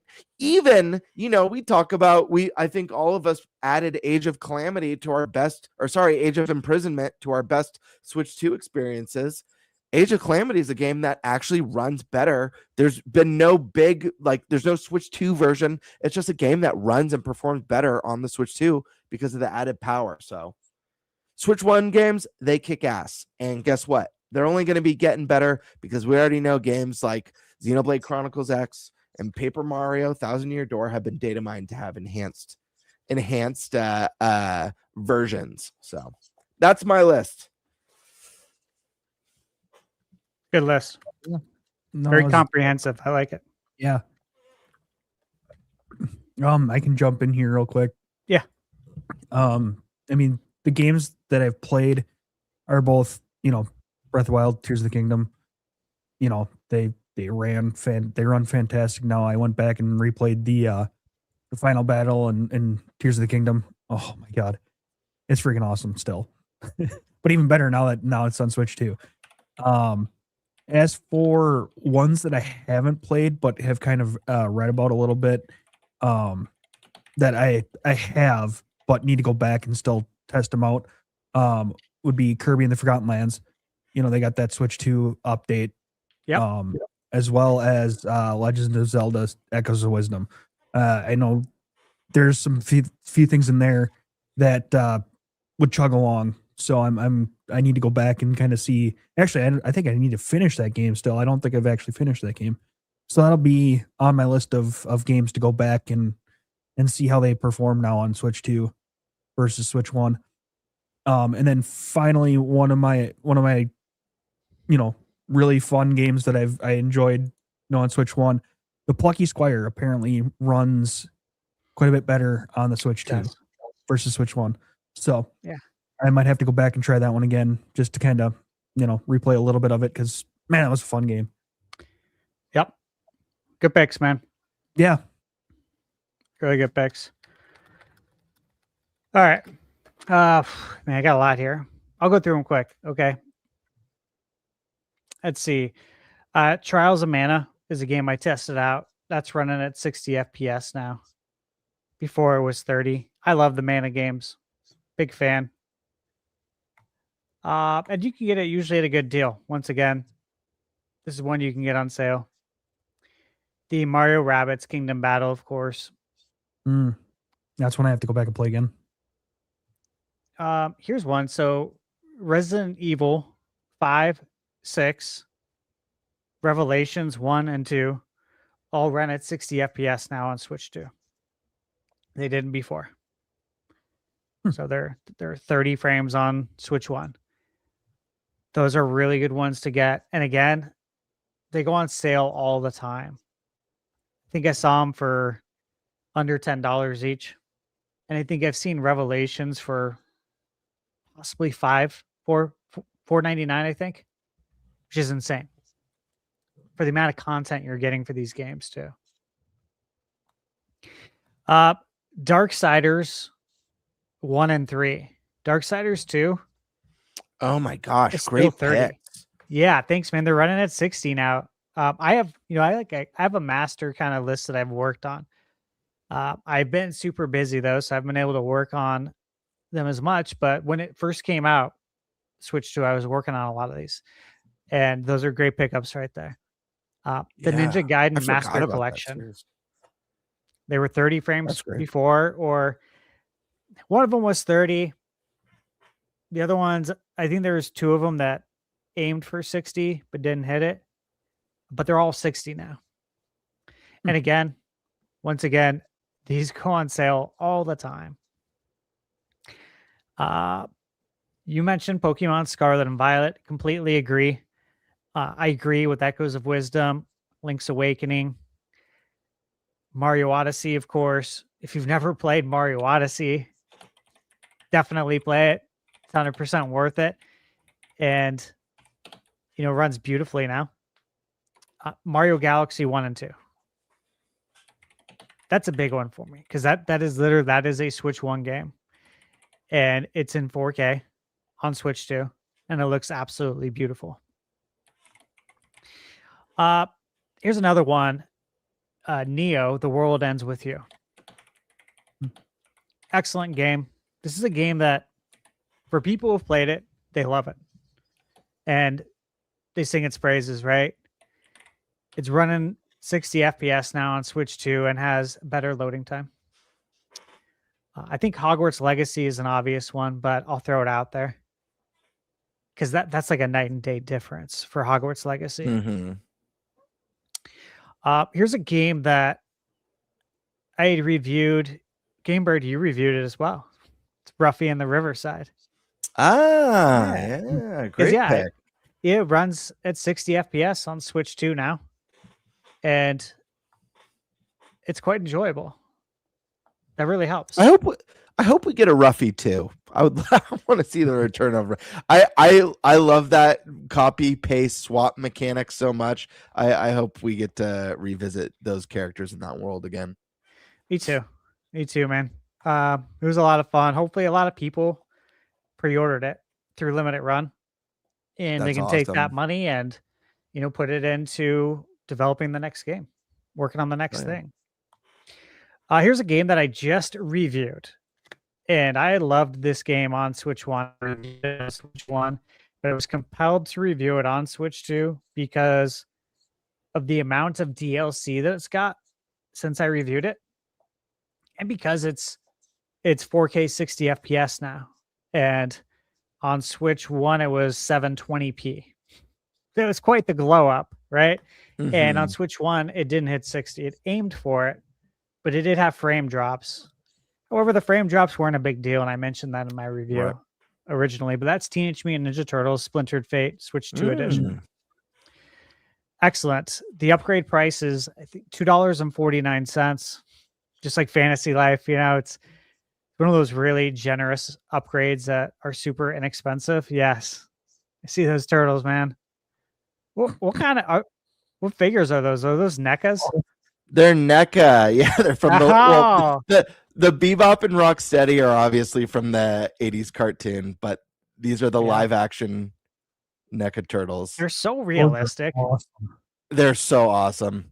I love them so much. So I remember the first time I saw NECA figures was at Toys R Us when Toys R Us was still open, and they had like the boxes that came in where there's like a Velcro sticky on there, and you could open it up and like see inside. They had like Contra. Oh wow! Like, they had a lot of different like video game ones. Like, oh, this is crazy. Like, these look really good. Ever since then, respect. Just like first four figures. Yep, such high quality work.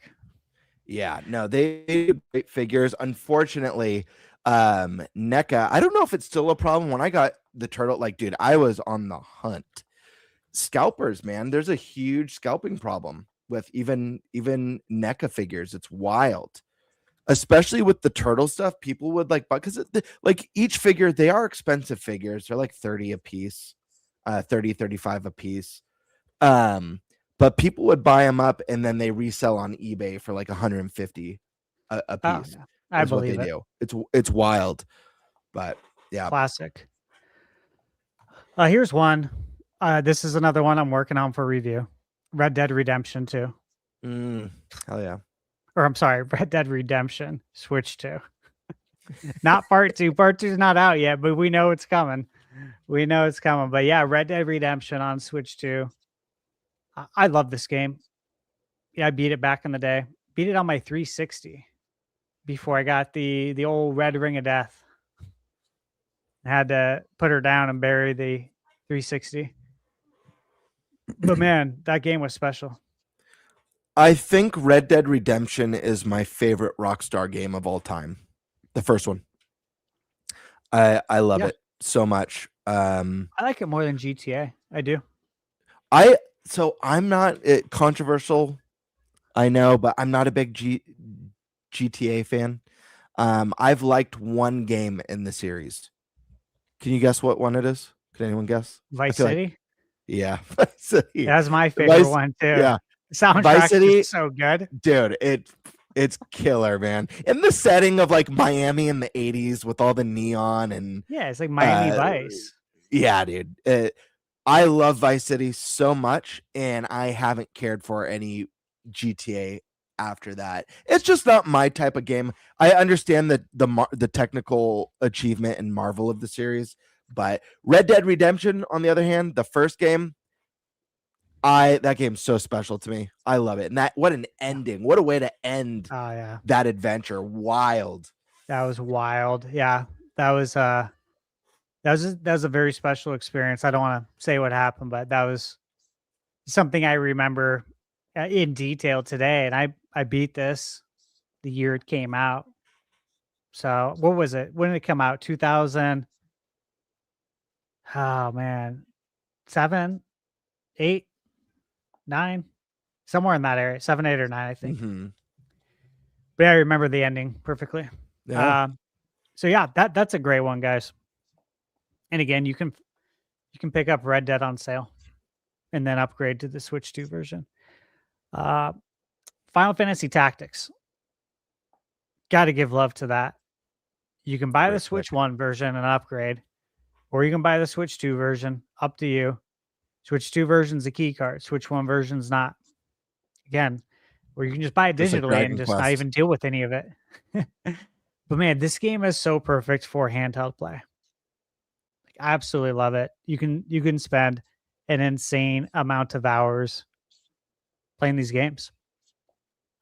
Couple more. No Man's Sky. The ultimate comeback story. It just doesn't go away. Got a Switch 2 edition. Obviously, runs much better now. And here's one that's coming out soon. Michaela's looking forward to it. Obviously, you mentioned Animal Crossing, and she's looking forward to that. The other one she's looking forward to, Stardew Valley Switch 2 edition, which their Twitter account just teased that they have something they're going to be announcing soon. And of course, the last Nintendo Direct, Stardew Valley was in there for a Switch 2 edition. I have a feeling it actually might come this year, which I know we only have 8 days left, but I'm guessing it's going to come between now and New Year's. I think that's a great game for that time too, for that timing window. I think it's a good holiday game to cozy up to for the cozy gamers. And if they do that, I mean, hey, get your game out before Animal Crossing, because once Animal Crossing comes out, people might not pay attention, right? Mm-hmm.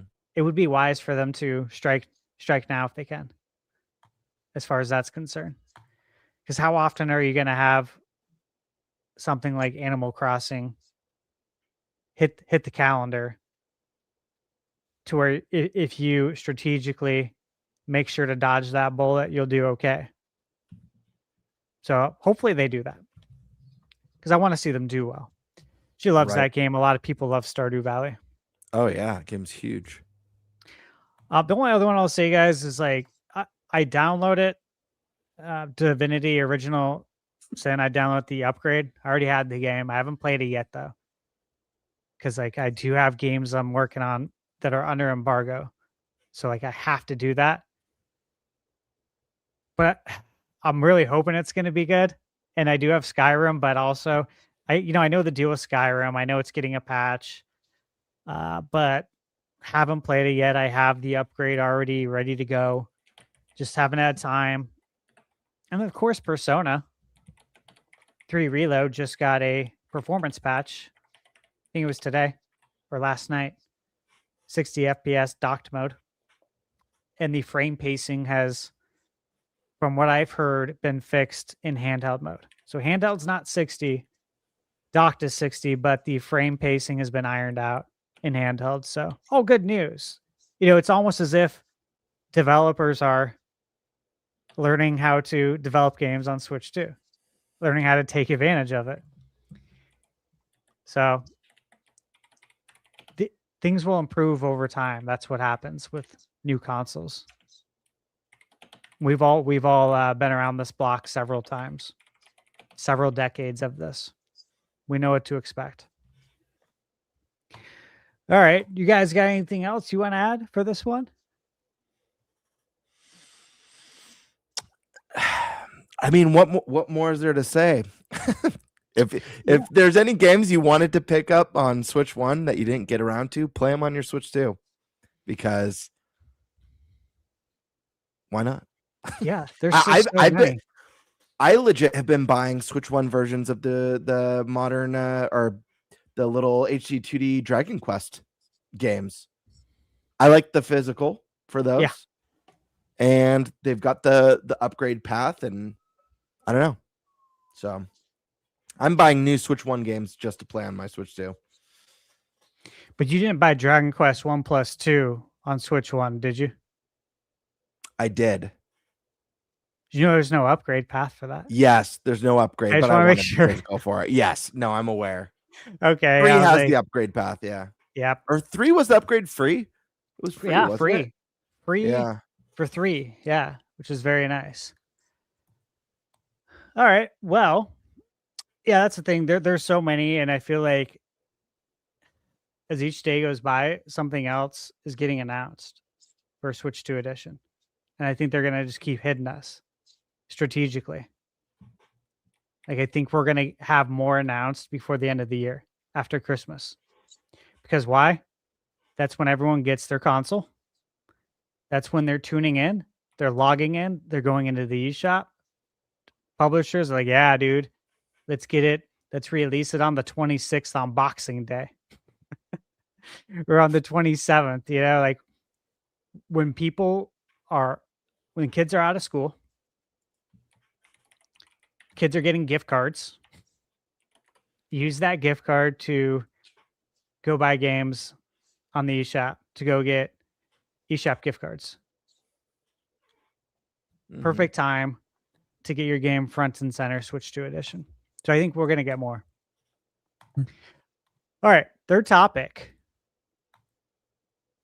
This is what we'd personally tell everyone that is new to the Switch 2 family, what you should do first. Could be what game to play first, what to buy first. Is there an accessory you need? Is there something you should do to fully enrich the experience? Now, I'll kick this one off. Mhm. It's because I got a big one that is I think it's really important. And that is, look, the HDR really, really needs to be dialed in. If you use HDR the way it comes out of the box, you're probably not going to be happy with the picture quality. It's going to look washed out. And you're probably going to have to tinker with it multiple times. Another thing that you have to take into consideration with HDR is when you go into the Switch menu to adjust your HDR, the actual menu does not run in HDR. And it doesn't matter. You know, it doesn't matter what TV you have. The menu itself doesn't run. So if you adjust it in the menu, you can't like look at the menu to see how it changed, to see if your adjustments look good. So you have to adjust the HDR and then go into your menu or get out of that menu and go back into the game, see how it looks. If you're not happy, then you got to go back in, wash, rinse, repeat over and over and over again, most likely. Now, there's a second part to the HDR thing. So you have your standard HDR where you adjust the brightness and it says, you know, go up or down for the sun icon to show. Hmm. Once you select that and you go to the next page, there's going to be a big image of like Super Mario Wonder. And then you can change the image to like Zelda, I think, and something else. And there's a slider that goes left and right. And that also changes your HDR. So there's two settings on your HDR. It's the sun, which is on everything. Like it's on your PlayStation, it's on your Xbox. But then there's the actual picture slider. And it will dim or brighten the image to whatever you want, whatever you think's good. The point is that you have to adjust that too. And so it makes it a little tricky because it's not one thing that you're adjusting until you get that perfect picture quality. It's two things you have to adjust. And you don't know if going up or down on this one or going left or right on the slider, how much that's going to change your picture until you get back into it. Now, there is a YouTube channel. I watched this guy, I think several months ago, and I know he just came out with a more recent video. I think his channel name is like HD TV Test or something like that. Have you guys heard of him before? Mm-mm. Yeah, he's really good. He gives very clear instructions. He talks about like different TV, you know, manufacturers and how it varies by which TV it is and if it has HDR tone mapping or not. And if it does, you know, he'll tell you to Cool. turn it off, then do your settings, then turn it back on or something to that effect. So my advice would be to watch HDTV's test, and I'll get the link. I'll try to share it. I don't know if I can, but I'll try to get that link and I'll put it in the chat. I don't know if it'll get ixnayed because it's a link, but just remember it's HDTV Test. That is the YouTube channel. We're going to say, Eric? I think you're good. Okay. So I'll share that link, save that. And look, hey, for everyone who owns a Switch 2 right now, bear in mind that the Switch 2 received an update recently in the last 2 weeks. And the docs HDR was part of the update. Okay. This is why he came out with a new video. His first video came out 6 months ago. He got 531,000 views on it, which is insane. But that's how many people were having issues with HDR. So his most recent video came out 11 days ago. And again, I'll drop that link right now in the comments. There it is. Save that for everyone who has a Switch 2. If you don't think your picture quality looks as good as you think it should, I would watch that video and get that baby dialed in because it shouldn't look washed out. I was showing Michaela Metroid Prime 4 when I was in the desert. And I was like, babe, watch this. I said, and she doesn't know about HDR really. She doesn't, you know, she's not a tech nerd like we are. But I was like, watch this. I'm gonna go in here. Tell me which screen looks better. So I had the HDR on. I did a snapshot. So I took a picture, like on the actual Switch 2. And then I turned the HDR off and I took a picture. Then I went into my data, pulled up the photos, and scrolled through each of them. I'm like, all right, which one looks better? And of course, she picked the one that has no HDR. And then I explained to her, and herein lies the problem, babe. It should look best in HDR, but it doesn't. I said HDR should make the picture look way better. I said, you remember when we went to the Switch 2 experience? That's what was making the colors pop off the screen, was the wide color gamut HDR that I was talking to you about.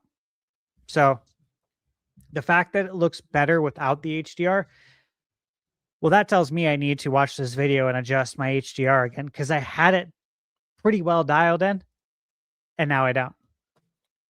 That's my advice to you. And I think everyone in chat should do this if you haven't already.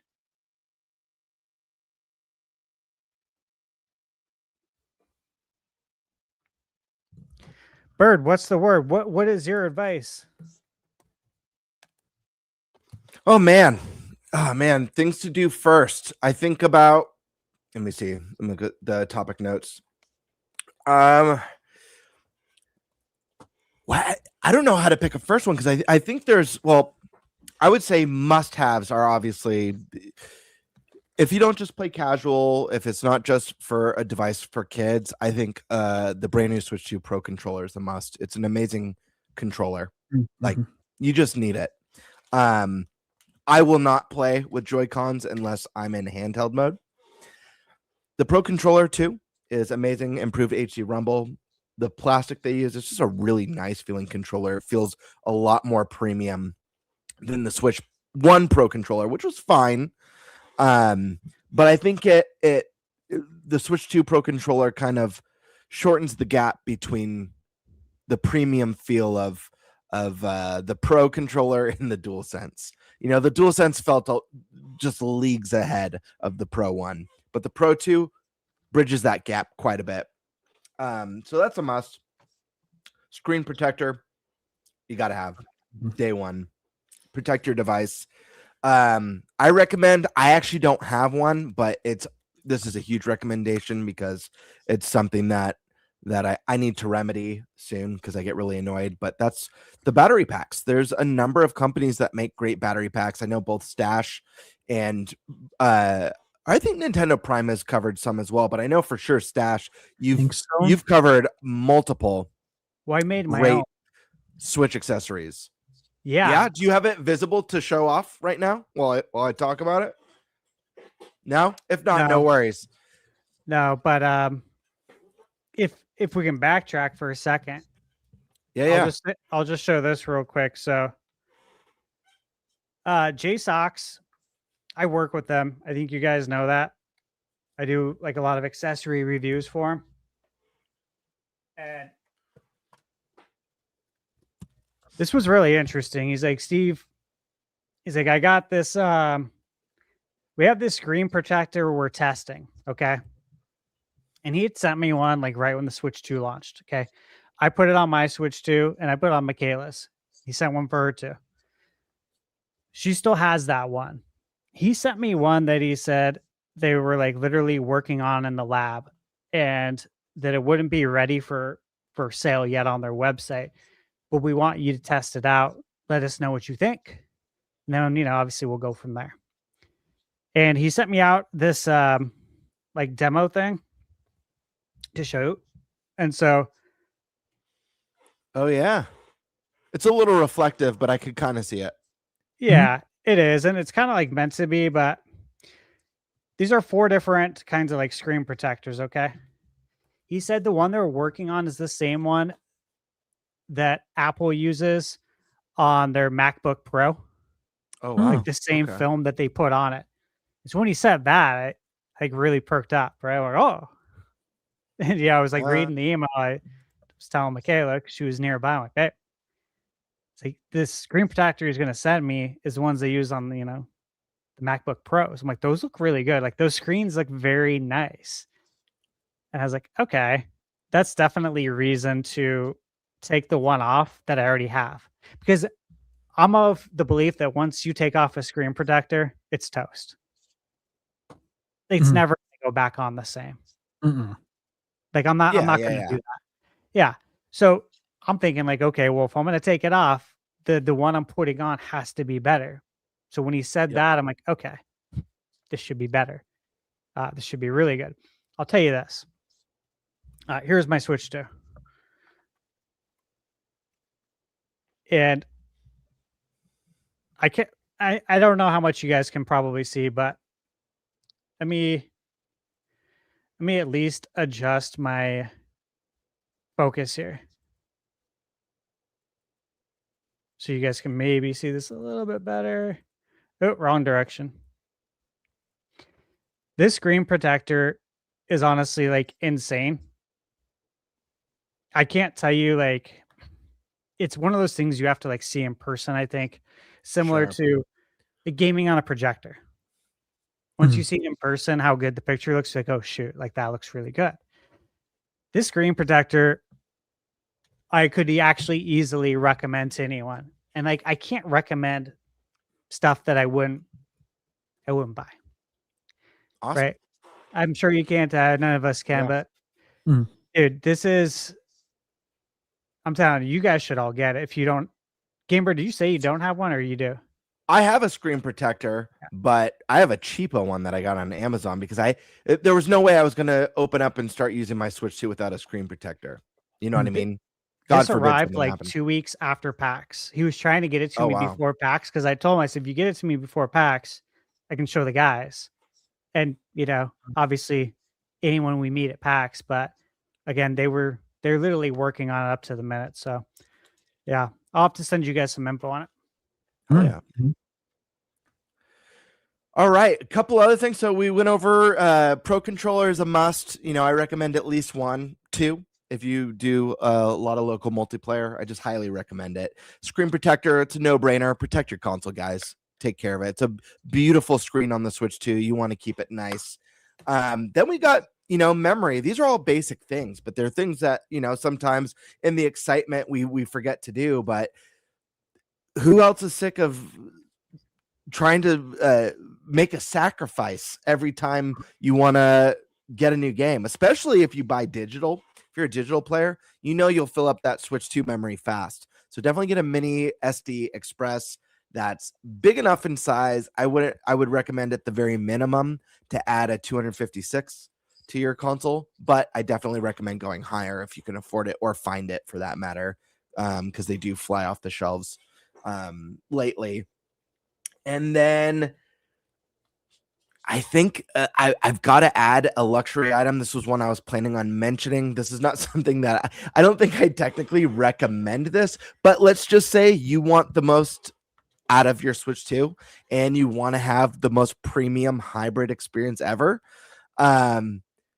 Stash actually kind of mentioned it a second ago, but the big premium thing that if you've knocked out all the basics, you've got all the essentials that you want and love, and you've got some great games to play. If you're a traveler, if you take your Switch with you places, let's say you travel for work, you stay at hotels or whatever, you go to parties, your friends have parties, and you bring your Switch to parties. They make amazing portable projectors now. Stash has covered a few of them on his channel. I've yet to pick one up. I did ask Stash for a reco before in the past. I've yet to pick one up, but they make wonderful portable projectors that you could just grab and go and set up a big screen experience on the run wherever you're at, whether it's a party, a hotel, wherever. We thought about doing this at PAX. We didn't end up doing it as a podcast, but it's definitely something that we talked about. And I think if you're really looking to level up your Switch 2 experience as a hybrid system, I mean, it doesn't get any more peak than that. Imagine showing up to a friend's house, like, hey, you bring your Switch? You're like, yeah, I brought this too. And poof, and you've got like a huge ass projector and stuff. Dude, play outside at night, do the bonfire, make a party out of it, get some cold ones, and have a Mario Kart battle royale. I don't know, but I think just a cool way to really enhance the experience.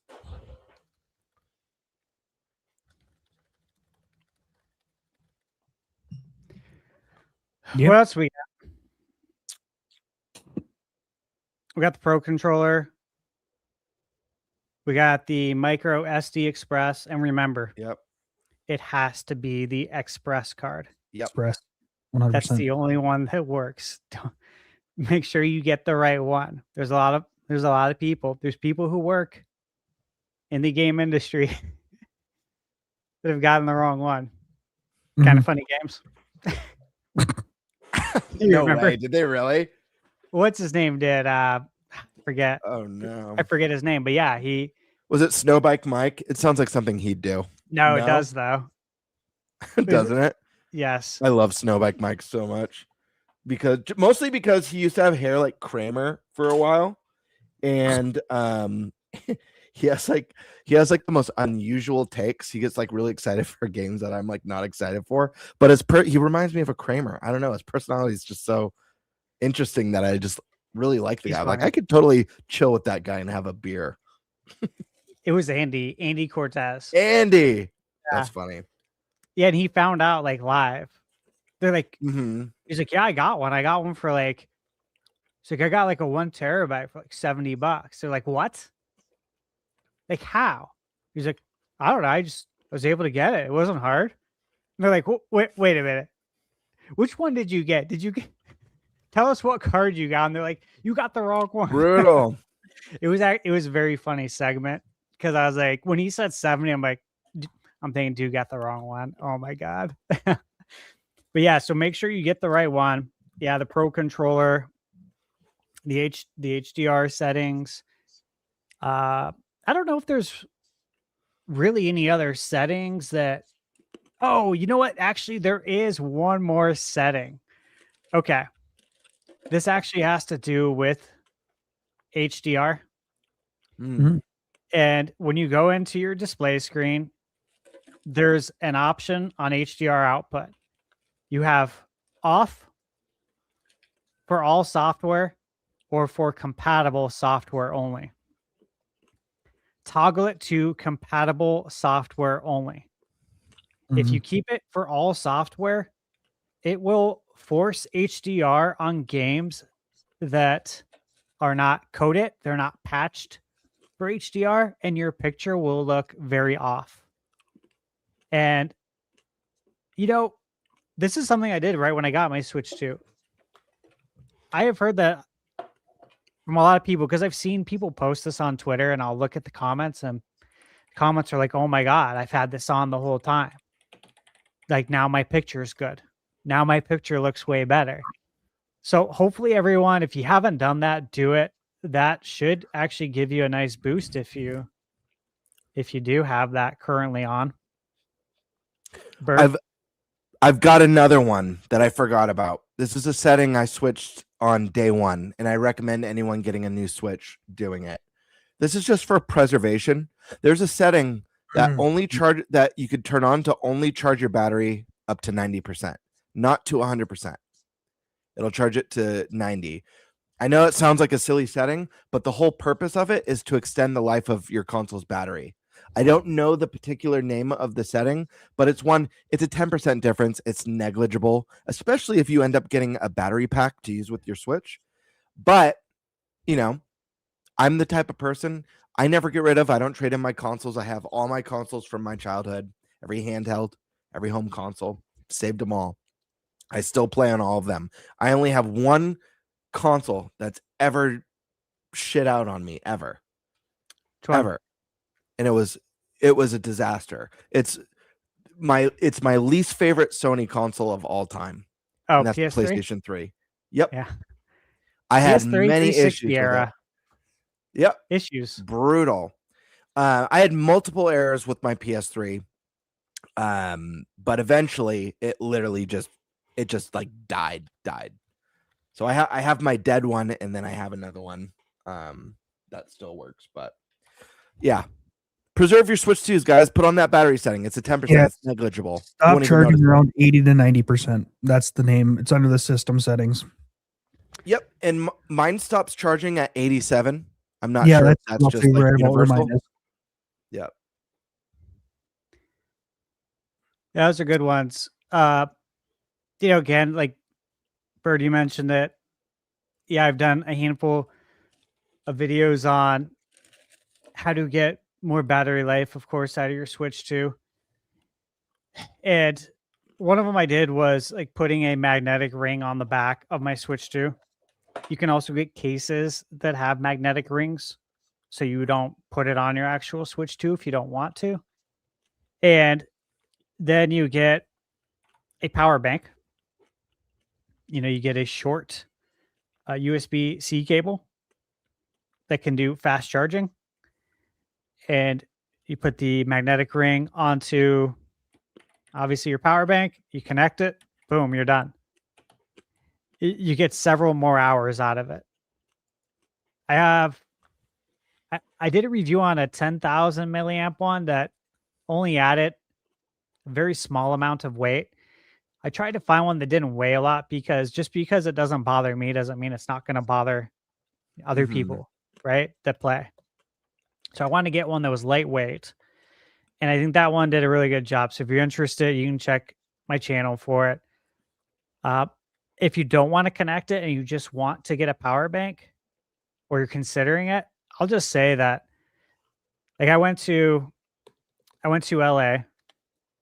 Actually, I wasn't even supposed to say that, but I went out of town for work, and when I was at the airport, our flight got delayed going there like 4 times.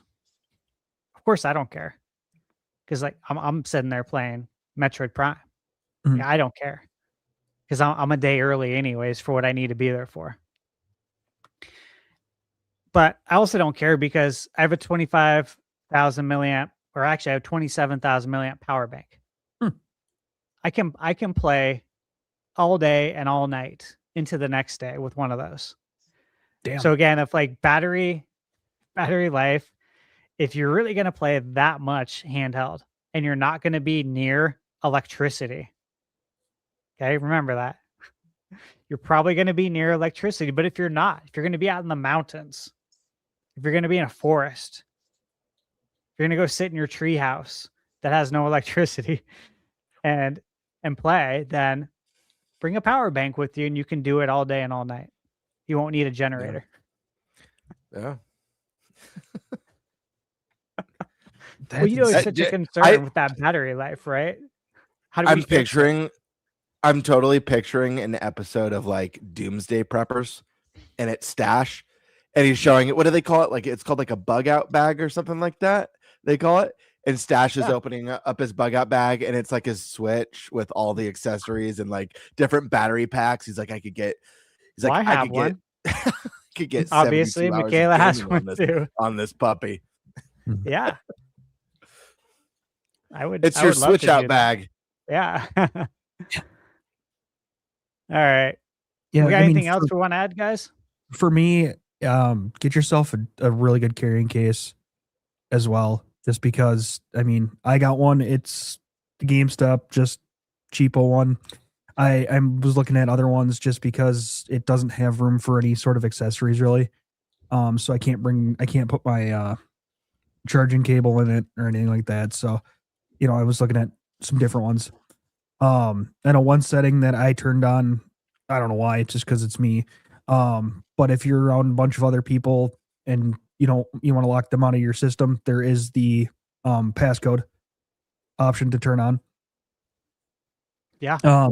One other thing that I did get, and normally I'm not into, but I got some thumb grips from D-Brand.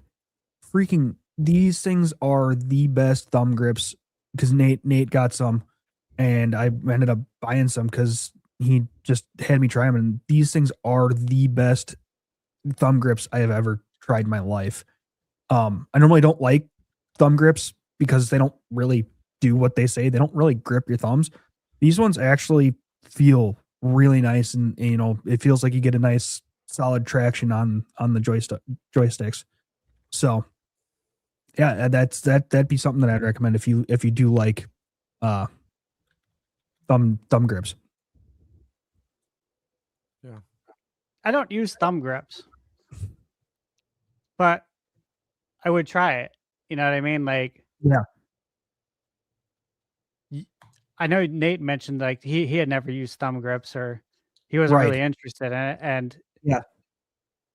it seems like there's other people in this world that are like us that are like, what do I need this for? But Right. then they try it and they're like, okay, I see why this is good to have. I like these. And Mhm. then they tell everyone about it, like It, you it, are. it bulks them up just a little bit, not a ton, but it gives you a little bit more surface area, and it actually, prevents your thumbs from sliding off the sticks. So that's for me, that would be a day one purchase for sure. That's a good one. I like that. I think these are all really good recommendations because they're all things you need. The carrying case, obviously, you got to Mhm. protect your investment. Yeah.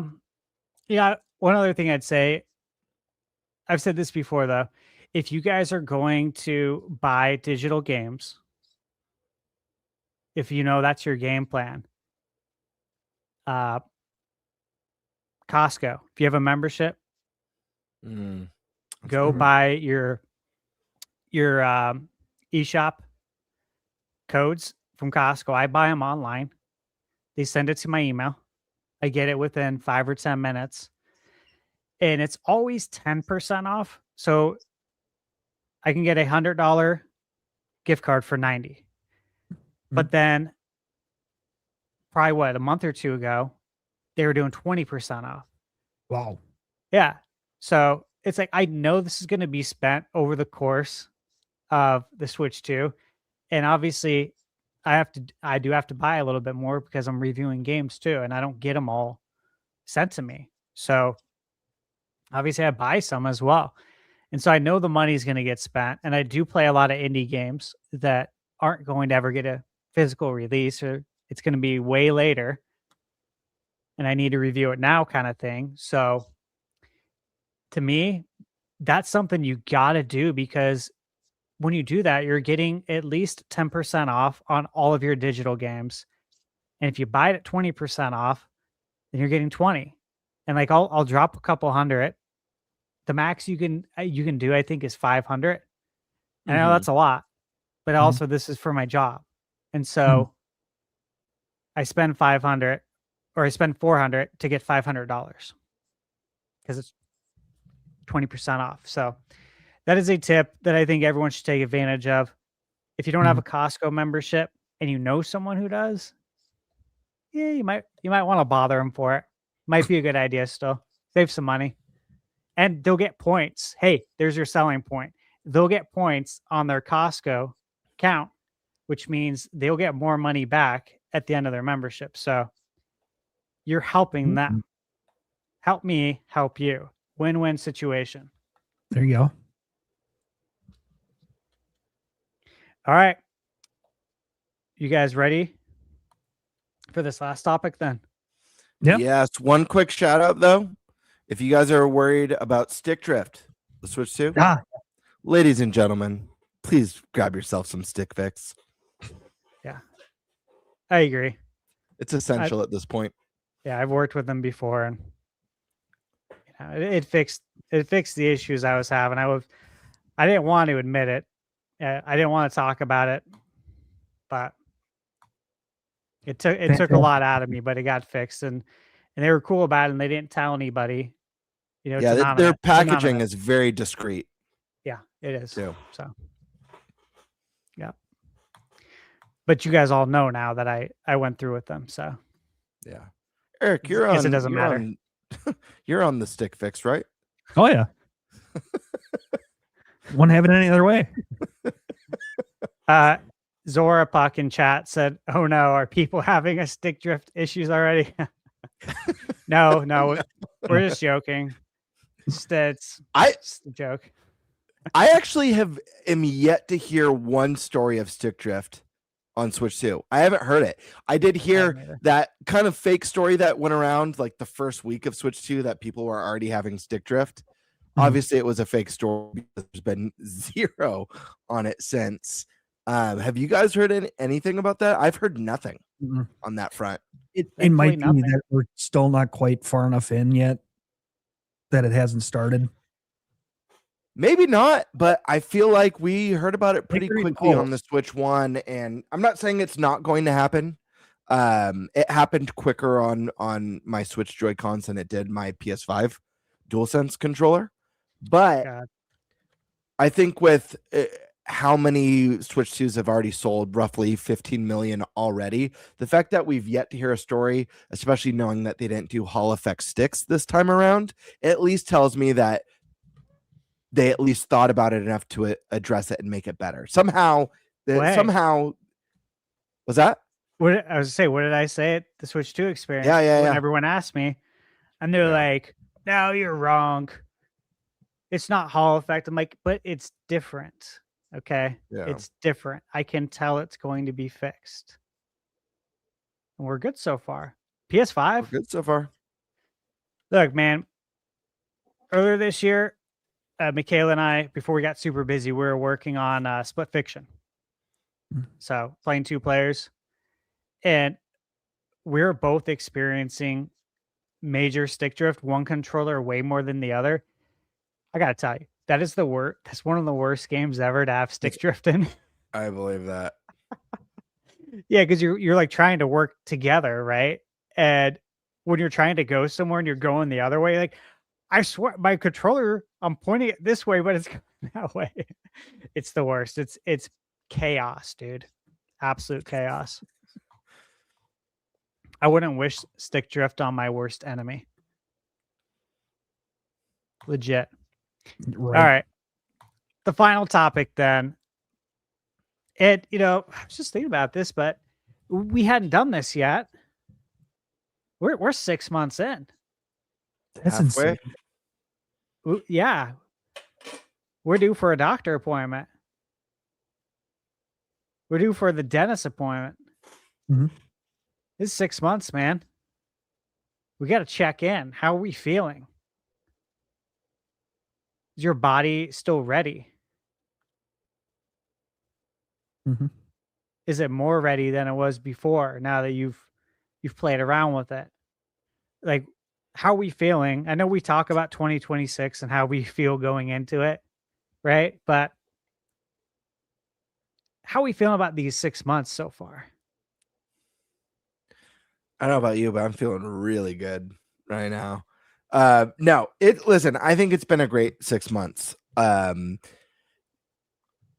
Ignoring a lot of like the negative discourse online, just viewing things as a gamer who got a new console this year and new games this year. I think they've had a very, very strong first 6 months. And I think the first 5 months of the console, or like the first 4 to 5 months of Switch 2 was better than the first 4 to 5 months of Switch 1, and definitely better than, the first 6 months of Wii U. And in some cases, maybe even better than the first 4 or 5 months of the Wii. And the reason why I say that, a lot of people will say, "Oh no, the Switch 1 blew it out of the water." But I have to look at it from the mindset of the biggest within the first 4 to 5 months, the biggest Switch 1 game was a Wii U port. It was, regardless of the fact that only 13 million people had Wii U's, it was a Wii U game. Even if you ignore the Switch 2 editions, we got a brand new, huge Game of the Year nominated 3D Donkey Kong within the first, 2.5 months of the console. We launched with a brand new Mario Kart, not a port like Switch had, a brand new one, new vision. We've got a brand new Kirby Air Riders, first time since the GameCube. We had the strongest out of the gate. Like, have we ever seen this strong of third-party support out of the gate with the guarantee of day and date releases, like Resident Evil coming out in February next year? I'm trying to think the last time we had this strong. Like, guys, we're going to be getting everything possible. Well, Wii U had a strong launch lineup, but we're talking like you get out of the gate and then you run. So crossing the gate is the launch, and then you got the running path. So big picture, launch in the running path, I don't think any of the consoles we've played, any of the Nintendo consoles, have had a better lineup. There's When you look one, at the big launch window. yeah, yeah, I agree. I literally think it's the strong. I'd even mention Hyrule Warriors, another great exclusive for Switch 2. We've been filled with oh my gosh, great third party announcements. But what I was gonna say, the one thing, there's been two blunders in the first 6 months of Switch 2. The first blunder was messaging. I don't think right out the gate Yeah, Nintendo totally. did a good job. And I made this clear. Yeah. Like when we got that reveal, I said it. I was like, I don't think I think they dropped the ball on messaging. I think it was a little bit weird. I think they should have been transparent about pricing in that direct. Should have been a post. Nintendo allowed a lot of confusion to run rampant. And they also, by not just being upfront about things from the get-go, allowed a lot of misinformation to just spread like wildfire, unfortunately. And it spread so much, it was hard to even combat it. I mean, you even had media out. It wasn't just like randos. It was media outlets talking about 90 and Donkey Kong being a $90 or $100 or whatever, like tons of rando misinformations. Let me ask you this now that we're 6 months wiser. We've seen all the discourse. We see like the continued. We've seen the anti-Nintendo channels pop up, which like that's a real thing. There are channels that exist just to be the negative on Nintendo, and that's how they try to make their money. But as far as like the narrative being lost, which again, we talked about this leading up to it, how important that was, or at least, you'd think it is. So my question would be, did Nintendo even try to combat it? Or did they want to allow it to run wild? Because it's in the algorithm. I don't think they tried, because there was no, like, they didn't really make any, they kind of just let stuff just fester. And then they just like make announcements here and there on their own time. Like Fester's Quest?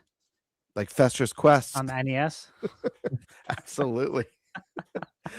Yeah, no, I think whether it was on purpose or not, I personally think, and obviously they couldn't have foreseen a lot of the other hurdles that were going to come, the recent news about RAM spike in price that's going to be coming, the tariff, like there's a lot of timing things that you just can't foresee as a company.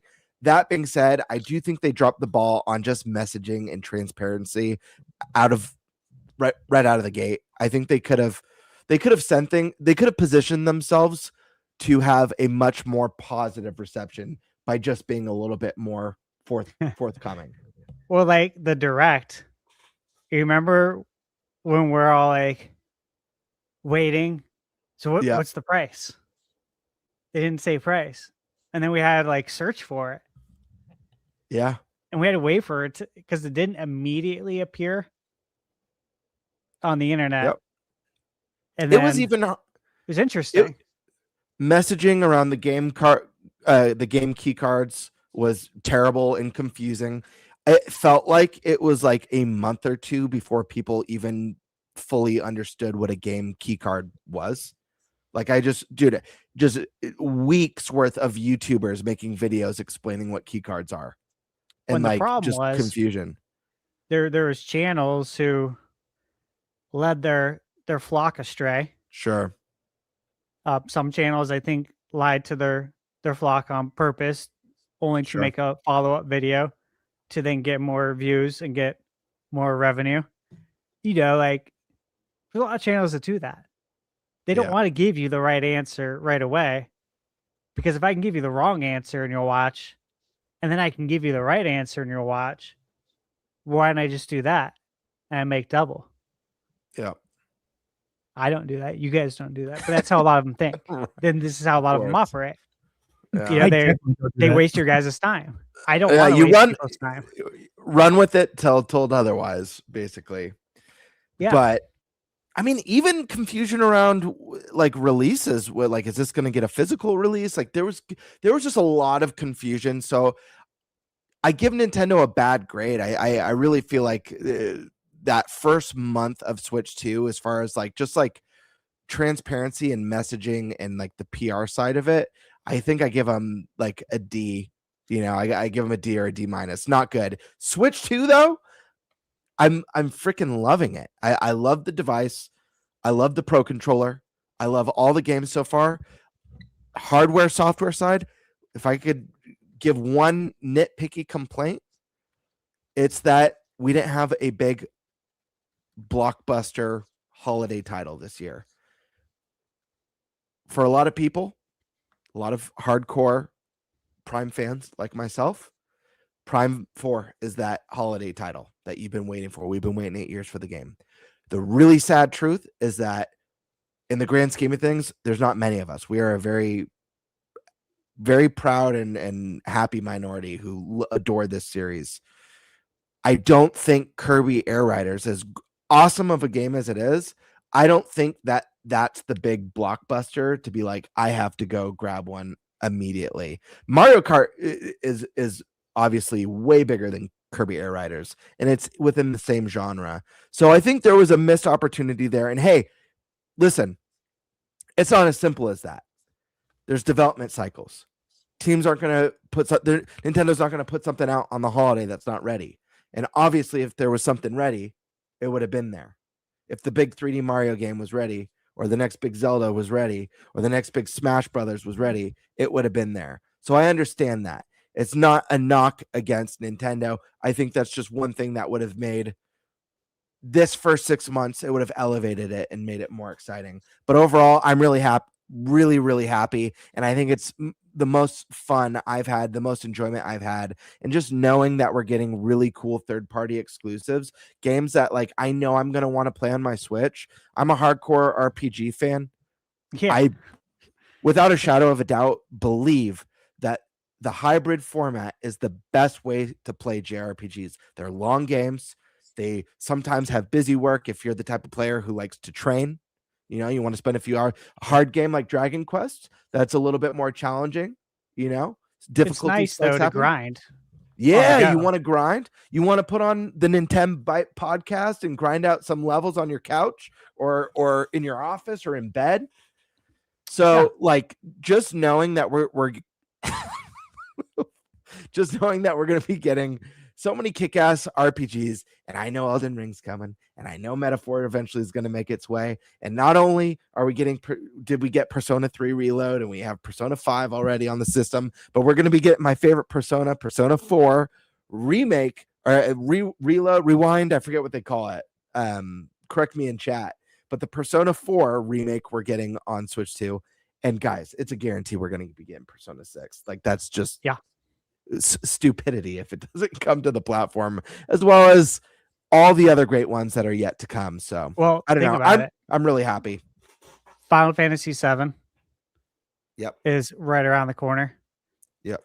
And then I think, what is it, two weeks later, roughly 2 weeks later, Dragon Quest 7 Reimagined. So we're getting two massive JRPGs from Square Enix to start the year and within 2 weeks of each other.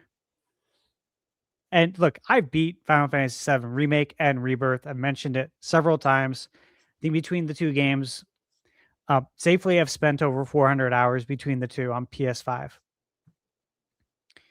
Now, I haven't beat Final Fantasy VII Remake since it came out, but I will be playing that to the end. Like, beginning to end, I'll be beating that game again because it's so special. It's so good. And a lot of people missed out on Integrate, which is a phenomenal little DLC piece that kind of bridges the gap. It's phenomenal. It's important. I love it's short. It's short but sweet. Mm-hmm. Absolutely. Yeah, but Switch, man, you're right. It's a RPG dream machine. Metroidvanias too. Great to play Indies. on here. Guys, Indies. indies. Yeah, there's a lot, just a lot to love here. So, all right, Eric, what do you got? Yeah, I mean, for what little I've played, I freaking love it. It's a lot smoother, a lot more creamy, as Gamebird likes to say. You know, when you start playing games, it's everything I could have hoped for. You know, going from Switch 1 to Switch 2, it's fantastic. I know one of my coworkers has was kind of debating on whether or not to get one, and I'm like, well, yeah, I would definitely recommend it. This game, that game, whatnot, so on and so forth. It's more powerful, obviously, than the Switch 1. It runs Switch 1 games for the most part better than Switch 1 itself. So I mean, there's definitely a whole lot of pluses to getting the Switch 2. I know it's on sale, or was on sale a couple times here. So if you can find it on sale, definitely I would recommend picking it up. I mean, even not on sale, I still think it's worth every penny. Just because of the variety of games and stuff like that you can play. But yeah, I mean, it's definitely worth it. And I want to jump in really quick and say something. I just want to emphasize something because I think it's really important. I think that a lot of people, I don't know, people are, how do I say it? How do I phrase this?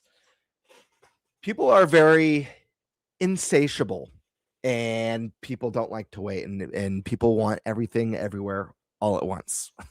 Especially more so today than ever before. Guys, we're 6 months in. We've barely scratched 6 months.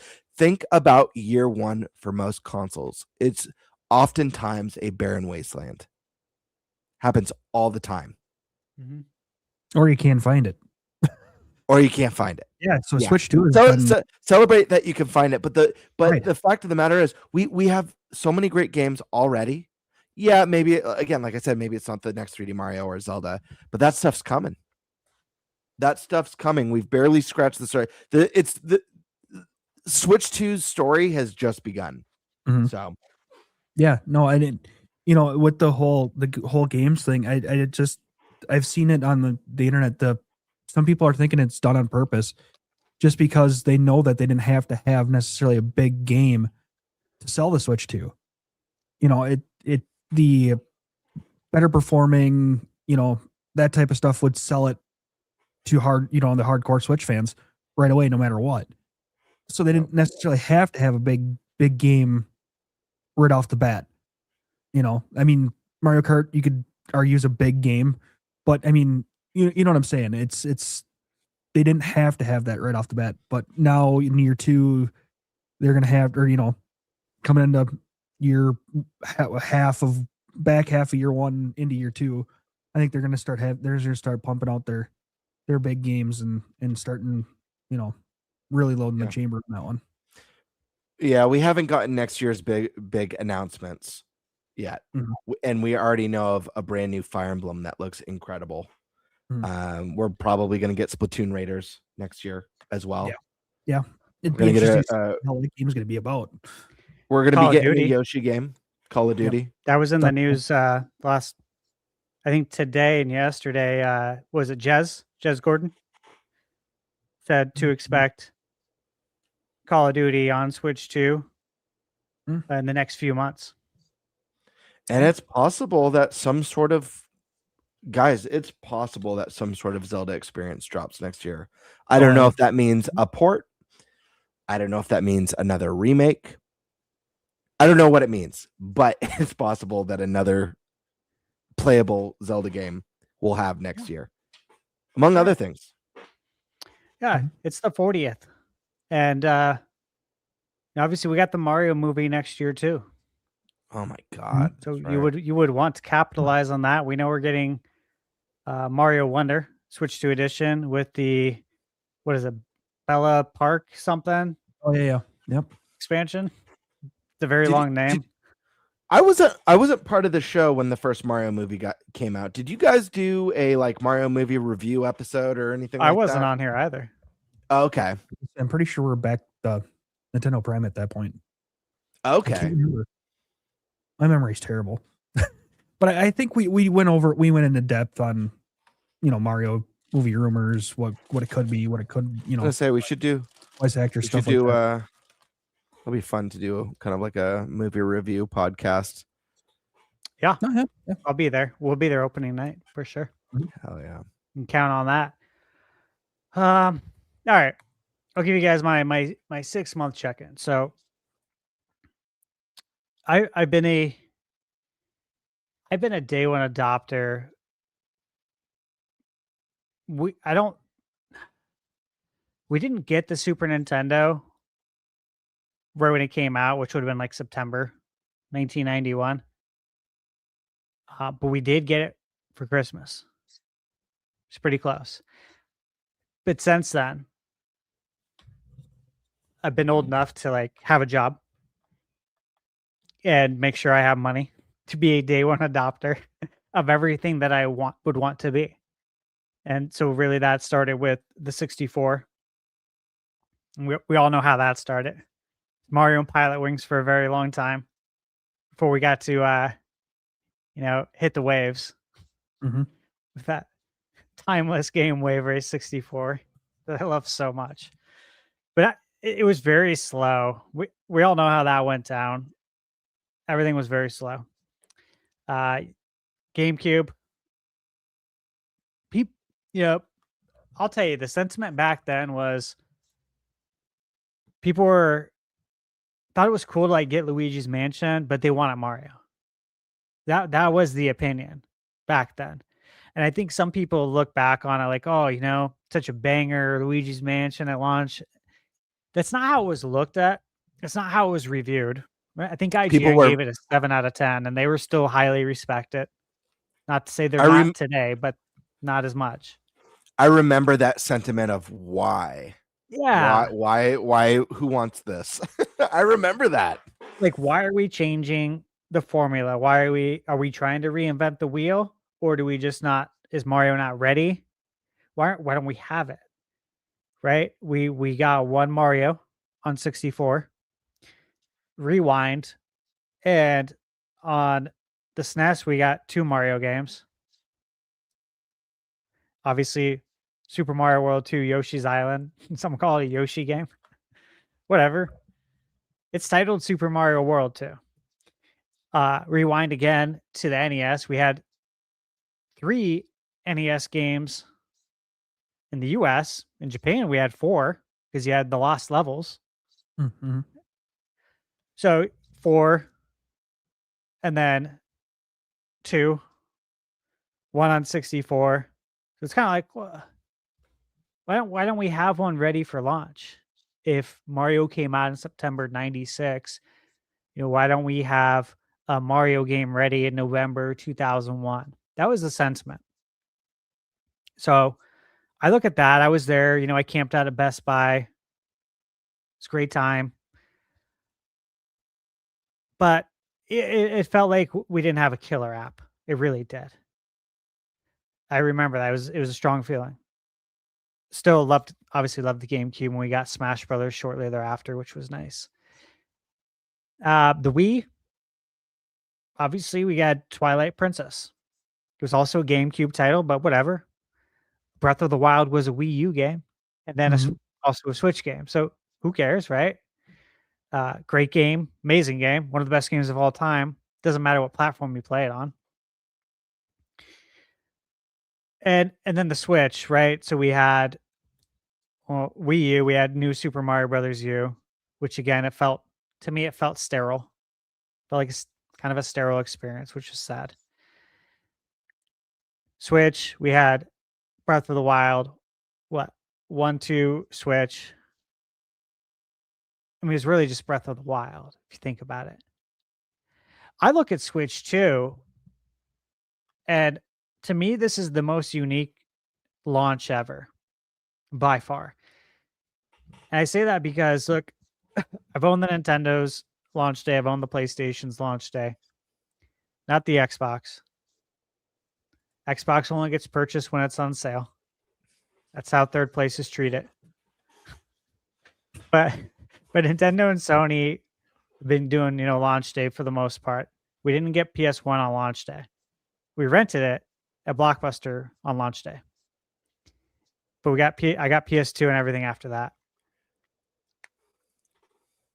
I've never seen a console where your old games get performance boost without doing anything.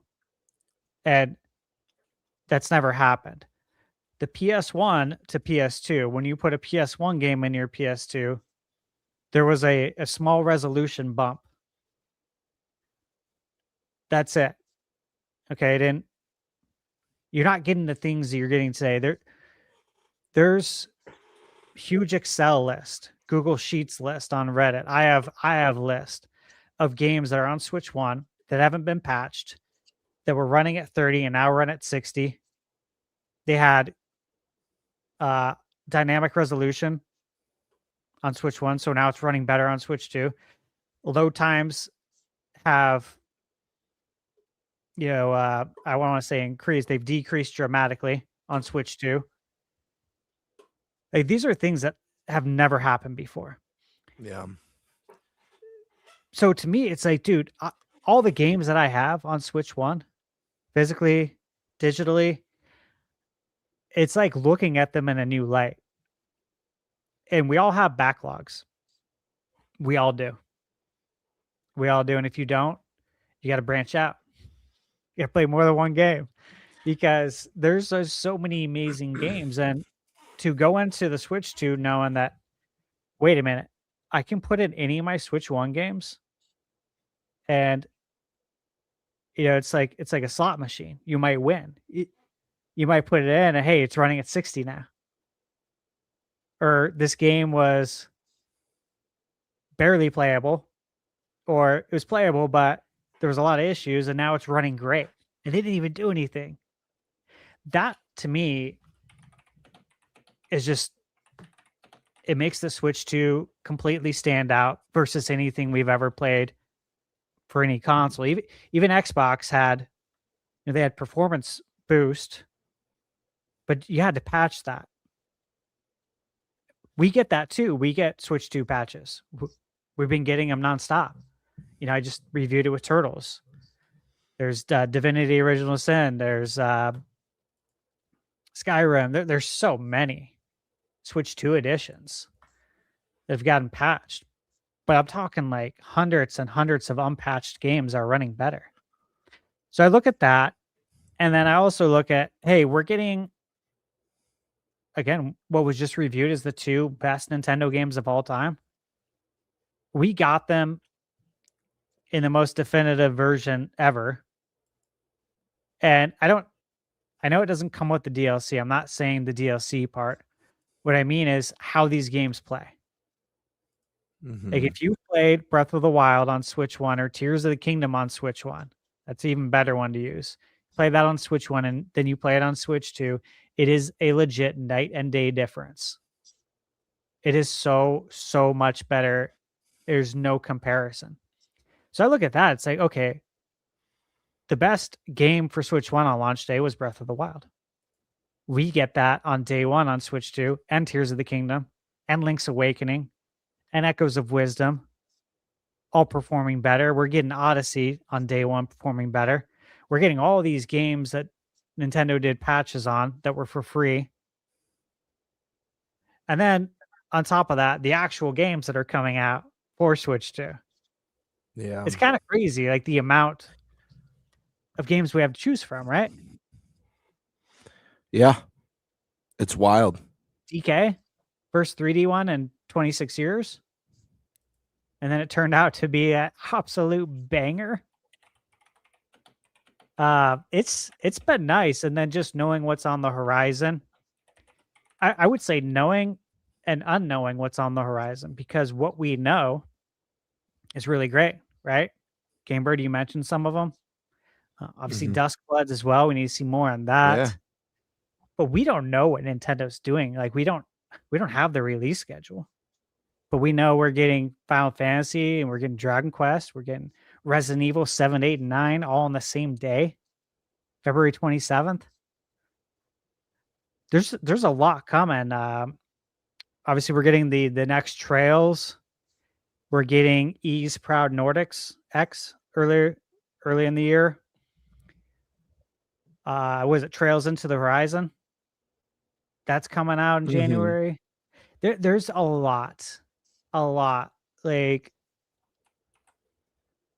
I don't want to ever say too many. I don't want to jinx anything, but dude, there's a lot. There's a lot coming. There's a lot of indie stuff that no one knows about too. You might know about it, Gamebird, because I know you watch for that, and I do. Yep. And like some of the games that I've reviewed on my channel recently, I reviewed for a strategic reason. Because I know, I can't say, but I know things, right? And so it makes sense to review them now instead of later when I might be busier with other games that are coming out. Get ahead of the curve. There's a lot of really, really good stuff coming. So I'm very happy. Yeah, I'm very happy, dude, with my 6 months. What's there to complain about? Like, legit. Do we really have do we have complaints? No, what I think it is that people aren't looking. The Switch hasn't been out a year. The Switch 2 hasn't been out a year. And I think people are making unfair comparisons about what most console launch years look like. And they have this like preconceived notion that Switch 2's is bad for some reason. And again, I already made it clear why I think you could argue Switch 2's launch like window blows Switch 1's out of the water. You have to listen. You have to keep in mind that Breath of the Wild is it's a Wii U game. It's not a Switch 1 game. Yes, most people played it on Switch 1, but at the end of the day, it's a Wii U game.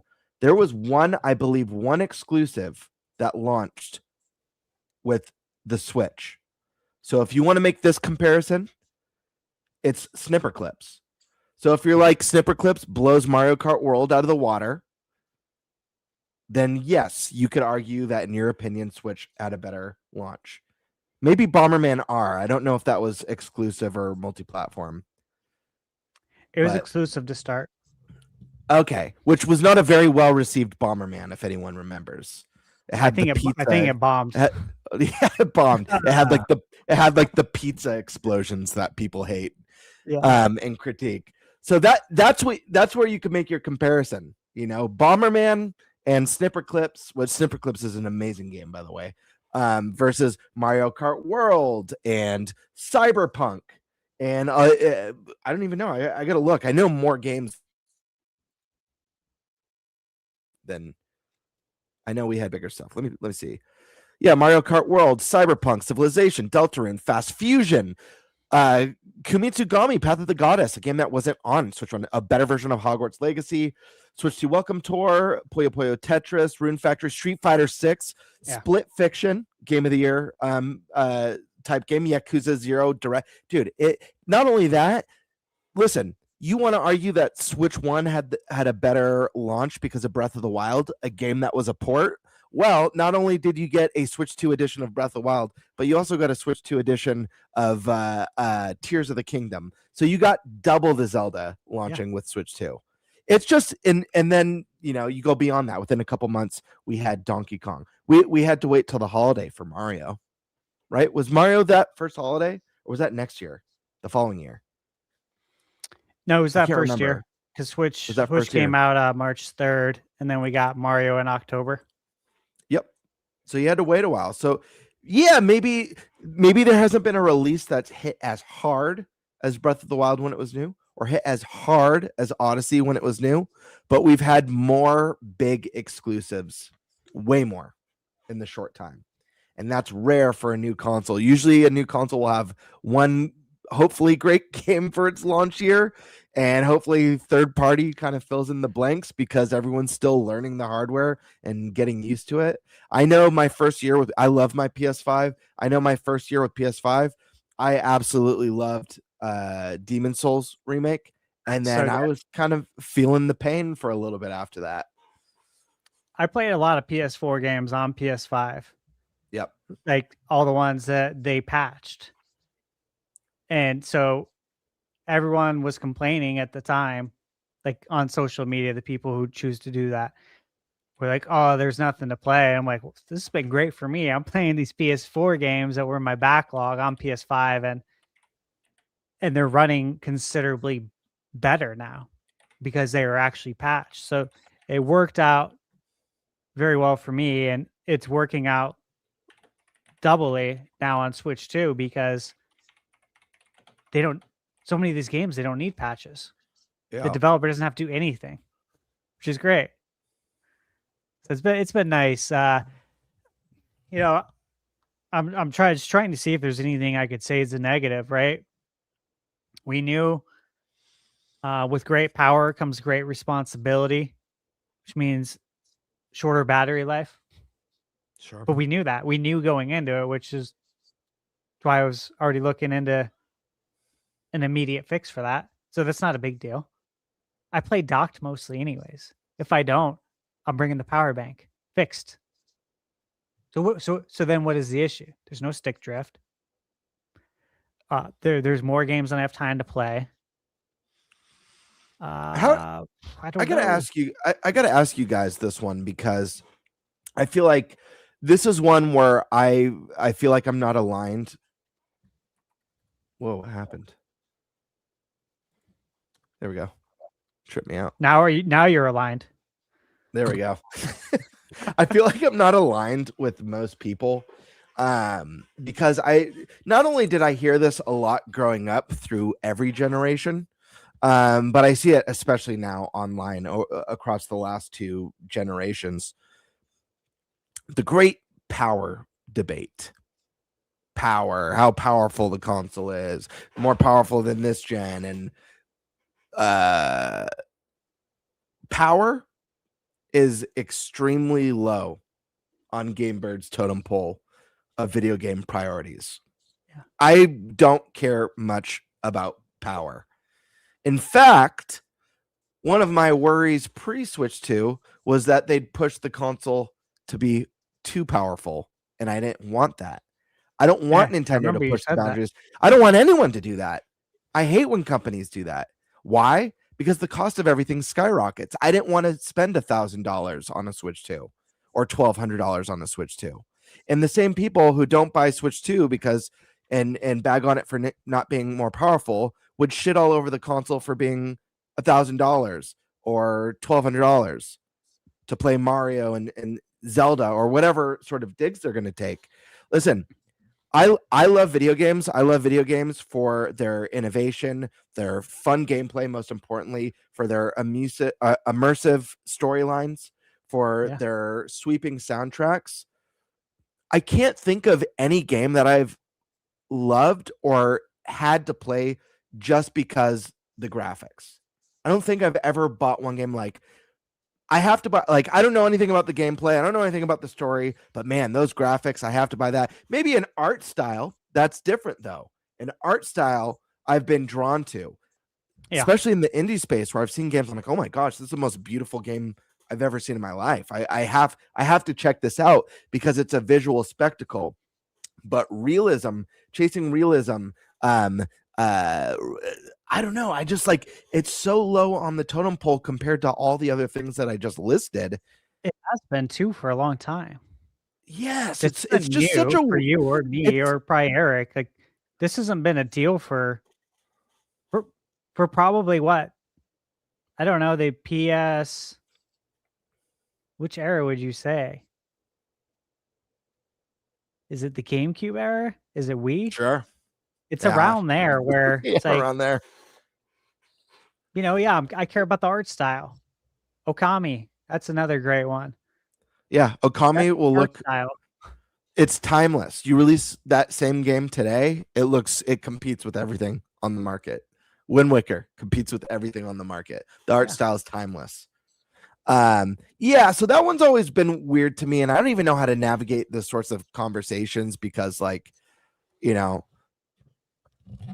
someone bring PlayStation into the argument, let's say, and they're like, "Oh, PS5's way more powerful. What's the point?" I'm like, "Okay, well, I like I love my PS5, but you know what console I liked way more than PS5? PS4. I think PS4 had more great experiences. Yeah. If I had to eliminate one of the two systems from history, I'd eliminate the more powerful system with bigger development gaps and more closed down studios. Yeah, PS4 had the bigger library Yeah.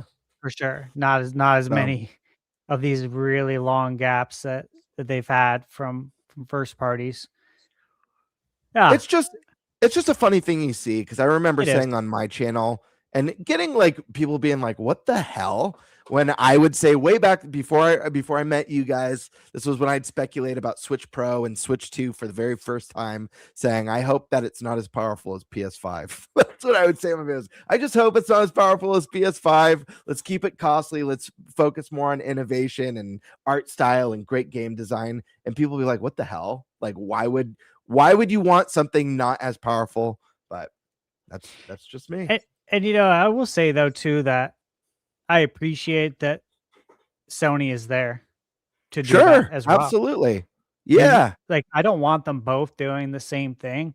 And like you can get your fix for that. There are games, as we know, that just look absolutely stunning. And that is really cool to know that like I think we can always count on Sony to push the envelope when it comes to Yeah. power and fidelity.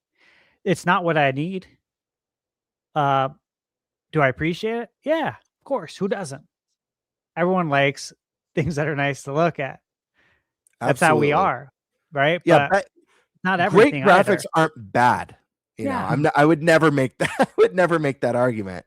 And there are times that I will buy the third party experience on PlayStation so I can have it at its most Yeah. peak Same. performance.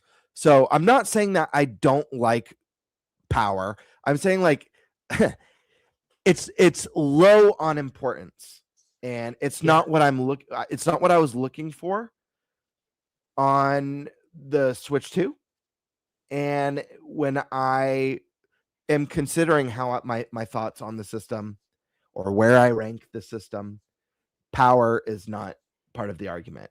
Switch 2 for me only needed to be powerful enough to have day and date third party releases, or third party releases that aren't packaged with an apology like Switch 1 had. Yeah. Like Exactly. Vaseline That's key. visuals or 15 frames per second. That's all I needed. Give Yeah. me something just strong enough to do all the stuff that your competitors can do, and then push boundaries, not by visual fidelity, but push it through innovation and unique gameplay experiences that I can only experience on that platform. Through whatever Bluebird team's trying to do. Sure. It can apparently only be done on Nintendo. Like, Right, I'm right. excited for that because, like, if you tell me you're gonna make some game that has like some sort of crazy graphics, it's like, okay, I can conceptualize in my mind how that may look. But when you say you're gonna do something that hasn't been done before, as far as like gameplay, I mean, you got me interested, right? Because I've been doing this, I've been playing games since the 80s. So to see something new that I've never seen before, that's exciting. There'll always be prettier things. That's going to happen as technology continues. Every year, tech gets better, things get prettier. It's to be expected. But not every year do we get new ways to play games, and that's what's interesting. So I genuinely enjoy them both, but at the same time, yeah, it's low on my totem pole as well. Always has been. Yeah, I can go back and play, and I do go back and play A Link to the Past. To me, that art style is timeless. It's like 80s Disney animation when it was hand drawn. It's beautiful. It aged very well. Yep. So yeah, it's all about the game, man. Is it a good time or not? Right. Yeah. Right. All right. We got anything else we want to add, or we want to go to the Let's go to the super chats. Jump over to the Q&A. All right, let's jump over here. Super chat. Super chat. She's The original super Radical chatty. Games Girl with membership chat. Merry Christmas and Happy New Year to all out there. Hell Thank yeah. you. Merry Christmas. Merry Yeah. Christmas, Jimzo. Appreciate it. Jimzo again. Could Fire Emblem Fortune of Leaves be Nintendo's January 2026 release, just like Pokemon Legends Arceus did? I think so, but y'all think otherwise? I don't think so because we're about to enter January, and I don't think this is a game that they're going to shadow drop. We haven't seen like full gameplay for it, so I think this is one that we'll see in another direct and probably get a little bit later in the year. Yeah. I mean, Nintendo's been pretty good, it seems, on kind of showing us things in order. Like not showing us stuff that's too far ahead and like trying to keep us on track. Yeah, they don't want to show us Metroid Prime 5 right now if it's not coming out till 2033. Mhm. Yeah, they've done a good job telling us what's coming and then giving us an update on it. So with that philosophy, yeah, maybe we would hear about Fire Emblem sooner than later. Maybe in that January. I'd say January though, or the next direct. I don't see this going out to like late summer or early fall or anything like that. I think we hear about it in the first or second direct of the year. That's kind of what I was thinking. I'm thinking January or February direct, and then releasing probably June. Yeah, I could see that. Yeah, I think a first half of 26 for sure. All right. Well, we got a couple members here just to hell yeah. Steak with the gifted 10 members on Thunderstash channel. Oh, I didn't see that. Thank you. And then coming back and gifting 5 on Game Birds. Cheers, brother. Another new member. And then we had a Nintendo Ninja Prime Beyond. Bring with the member chat, bring back NBA Jam, NFL Blitz, NHL Hits. Merry Christmas to everyone. And then Merry Christmas. Merry Christmas. Amen to that. Where is that other one? Oh, okay. Apparently. Oh, there it is. And then of course, Demonic Brawler chimed in the same thing. As always. With the NFL hits. It's a shame. Yeah, right. It's a shame. Come on, EA. What are you doing, dude? The NBA needs this. That they need this for their image, in my opinion. They really do. You want to get people excited about basketball again? NBA Jam, baby. Right? Yeah, it would help. It would. It really would. I kind of want to see a baseball version of that one, where you can just like charge the pitcher and just. Well, we had Slugfest. Punch first baseman. Yeah, I want that too. I would love that. The MLB, all of these commissioners are just like tissue soft, man. Charmin soft. They don't want to do anything that could risk sponsors or send the wrong message. That's why we don't have Blitz. I have the Blitz Arcade 1-Up, the full size 4-player in the other room. But they took out late hits in the game. Like they had to recode the game to take it out because they don't want that image. Yeah, I know. So it's just like I just don't know how we're gonna get back to like the things that were kosher in the 90s. Like some of these things, not everything, but come on, dude. That was fun, the late hits, but they don't want to promote that because that's not how the leagues ran today. Which is dumb, considering that if you keep it in that cartoon style, nobody's gonna mistake it for being. I could understand if you had it like Madden style or MLB 2K, 26. Yeah, that style, and I would understand that people getting confused there. But if you keep it in the cartoon style, who the hell's gonna confuse that? Hey, it's funny. Now that you mention this, I was looking at some games coming out in Mutant League Football. A new one's coming out. Yeah. And actually, I got an email on it about possibly reviewing it. I saw that I'm almost positive, like 90%, the ESRB rating is adults only. Oh wow. That's what got my attention. I'm like, what? Wait, what? That's wild. Like, Yeah. you Well, know, we got it going on here. it's got me interested just because of that. Like, I just want to see, well, how'd you get this rating? Right. Yeah. And jump to the next one. Prof Rock PR. No question, just sending vibes in super chat wishing for the best. Appreciate it.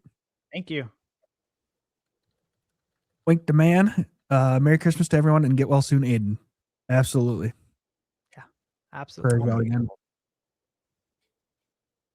The original radicals Jimbo again. Google AI overview says that the Switch 2 port of Dragon Ball Sparking Zero is good and commendable and doesn't get spoken about very much in all 30 FPS. Thoughts on that? Well, I reviewed it Hmm? on my channel, and Yeah, recently, right? yeah, I detailed that it's 30 frames per second. I was very clear on it. I was also very clear that for 30 frames per second, this feels smoother than it should if you're just looking at the number on a piece of paper, like it's a statistic, right? And it reminds me of, for instance, playing Final Fantasy VII Remake at the behind closed door with Nintendo. You guys remember it felt smoother than 30 frames per second. Like it felt really good. What was it? Yooka-Laylee. It's 30 frames locked, but it feels better than I think it should. And so it's hard for me to explain that. Mhm. And I think sometimes it might be hard for people to understand because I can't really give context. It's like something you have to feel. It just feels better than it probably should. Take To it me, Star when Wars it- Outlaws, for example. It feels Mhm. better than 30. It doesn't feel like 40 though, but it feels better than a Right. 30 frame per second game felt, I guess, last generation or in Mhm. previous generation. It's kind of it's a weird thing. And so it's hard to explain, but I totally agree with that. And that is what I said in my review.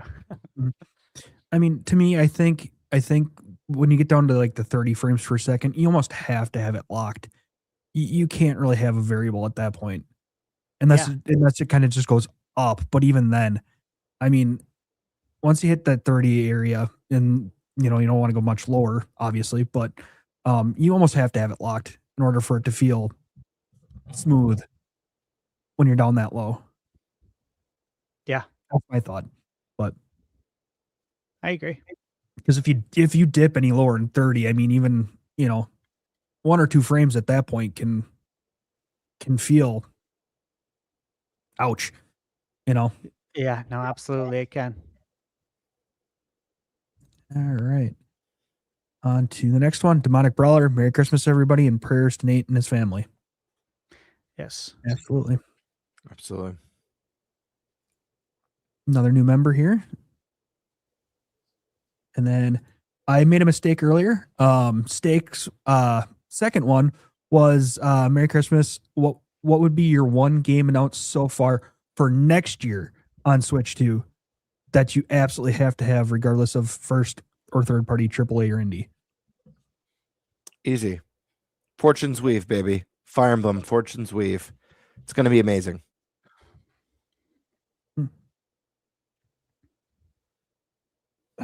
I'm kind of really still curious on Duskbloods. I didn't watch any of the Game Awards because did they have a new trailer there or was that just the old one? They showed a little bit of like B-roll from the trailer we previously saw. Okay. I'm still interested to see where that comes because that might be, a game to pick up once we learn a little bit more of it. And hopefully it comes out next year, obviously. But it's announced, so. I think I would have to go. Let's see. This isn't an exclusive, so it's anything. Mhm.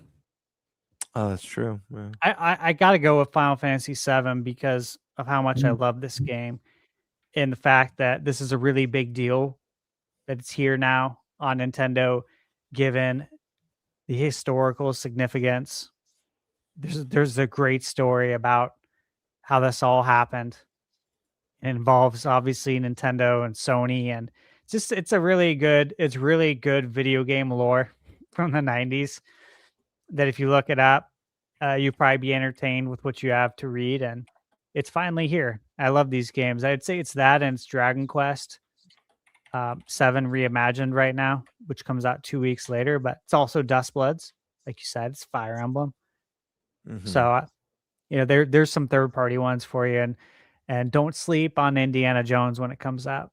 'Cause I reviewed that game too. It's so good. So good. Perfect. Okay, I'll jump to the next one here.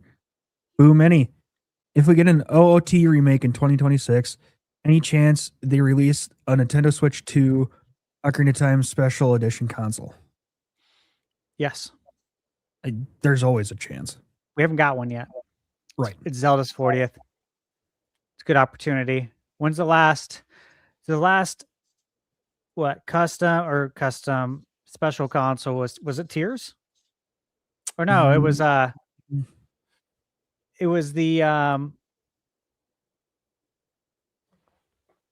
what is it?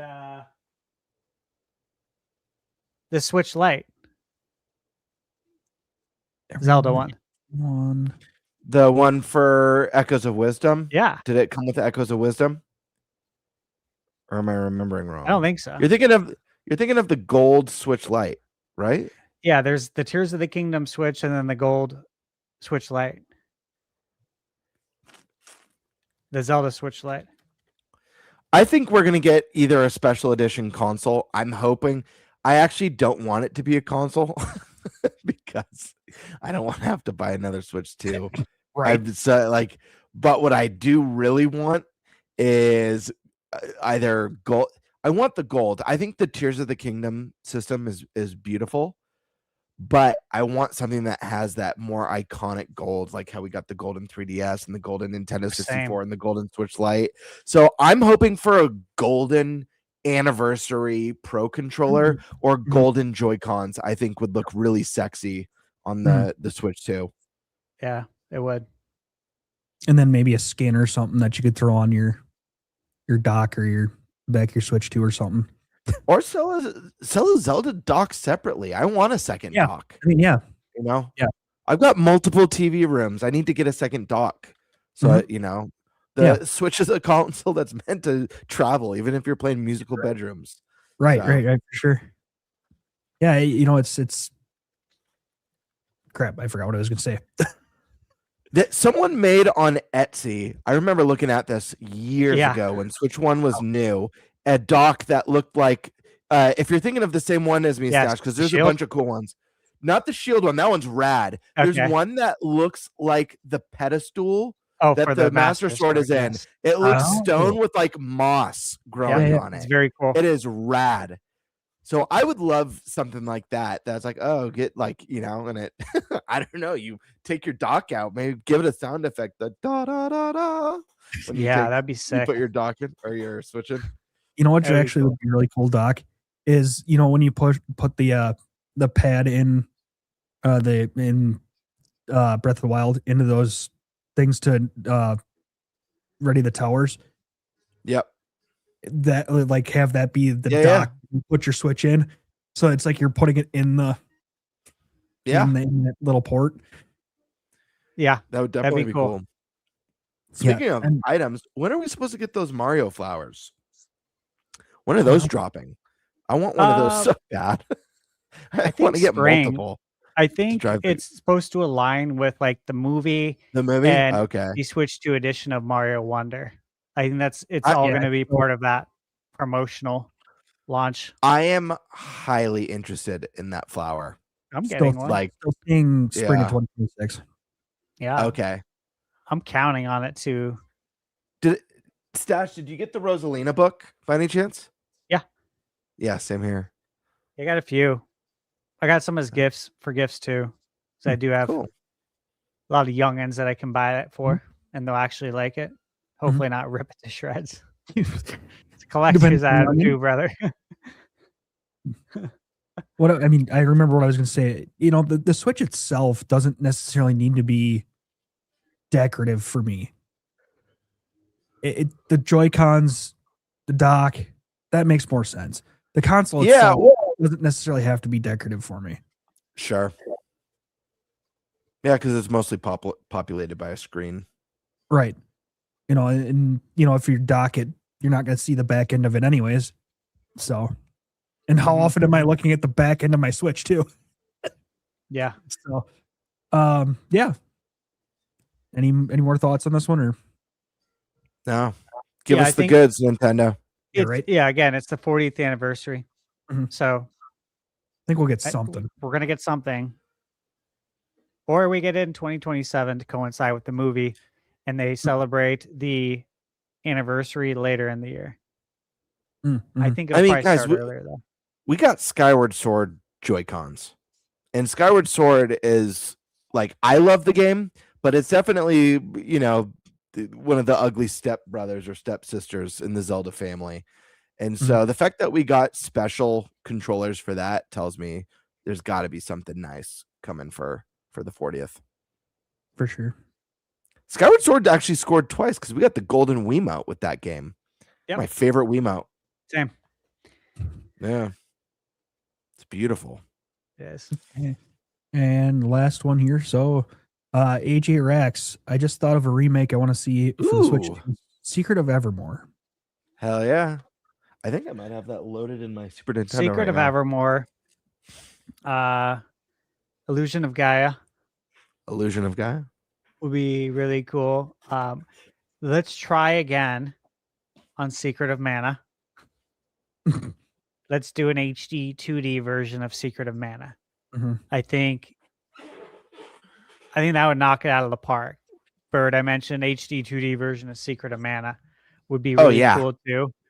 There's a lot of Super Nintendo games though, like that you could look back to. It could be really good candidates. Obviously, we've talked about Chrono Trigger quite a bit. Earthbound. That's the one I was thinking of. Terranigma by Enix. Oh, yeah. Lufia 2 is actually a very good game. So you got the Breath of Fires as well. If Capcom ever wants to revisit it, whenever they send out their surveys, I always vote for Breath of Fire. A lot of people do, actually. Obviously, Star Ocean was on Super Nintendo. We did get that. And then Secret of Evermore, yes. There's a lot you could look back on during this era and the PS1 era that could be revisited. Like, for instance, Dragon Quest, obviously 7. Bahamut Lagoon's another one. Yeah. I would like to see that. Secret of Evermore would be a cool one. I'm all for it. 100%. Oh, yeah. All right. That does it for Super Chats. So I guess let's go around and do our outros and see what we're working on. Go ahead, Gamebird. Yeah, guys. You guys know where to find me here on YouTube at Gamebird Classic or on Twitter at _Birdmaster. Just dropped a video last week about Zelda's 40th anniversary and why I believe this one has potential to be the biggest of them all. It's something we've definitely talked about on the show, but I go in a little bit more detail in my thoughts, and it's definitely a fun video, a lot of fun to make. So I hope you guys check that out if you're interested. And I've got more content coming very soon. Very busy time right now with the holidays. I have a couple reviews that I still need to release on the channel, as well as a few other discussion videos. It's been a very busy end of the year, but I really appreciate you guys tuning in and supporting me and joining me on my stream. I know it's a little bit less populated, but I do appreciate it. And guys, I'm less than 100 subs away from 3K followers. I don't think I'm going to make it for the. I don't think it's going to happen for the new year, which is unfortunate, but still, I'm so overwhelmed by all the positive interaction with the community and all the support from you guys. Really does mean so much to me.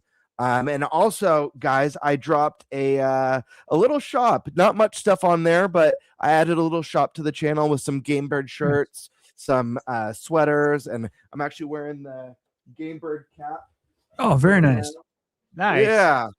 So if you guys want to represent, just like with the Nintenbyte podcast, it's you get a little money from that, helps support the channel. And I'm hoping, I know I talked about live streams, but I'm hoping to really dive into that more solid. Things have just been busy, but I've been, if anyone's noticed, I know it's not as consistent as Prime or Stashman. I don't know if anyone's noticed, I've been more consistent than what's normal. It's because I've been starting to kind of plan things out more in advance, whereas before I would wait for an idea to come to me and like, oh, I feel like making a video about this, or oh, I'm going to do something about this. Yeah. Now I'm kind of thinking a little bit more ahead, especially with my chaotic schedule. That being said, thank you guys for your support. I love you all, and support these two. I know, Eric, you don't have your channel, but support him here every Wednesday and support the Stash Man. Thanks, man. These two rock. And support Nate, who can't be here tonight. Sweet. Thunderstash. All right. So just a little recap, I guess, on what I've done lately. It's been a busy month. It's been a busy December. Kingdom of Night. Very cool game. It's like Stranger Things meets Arizona. It's an RPG.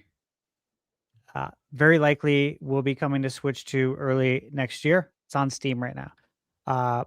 Octopath Traveler 0. Reviewed that. Marvel Cosmic Invasion. If you're a fan of Shredder's Revenge, you need to watch that. Blood Refreshed Supply.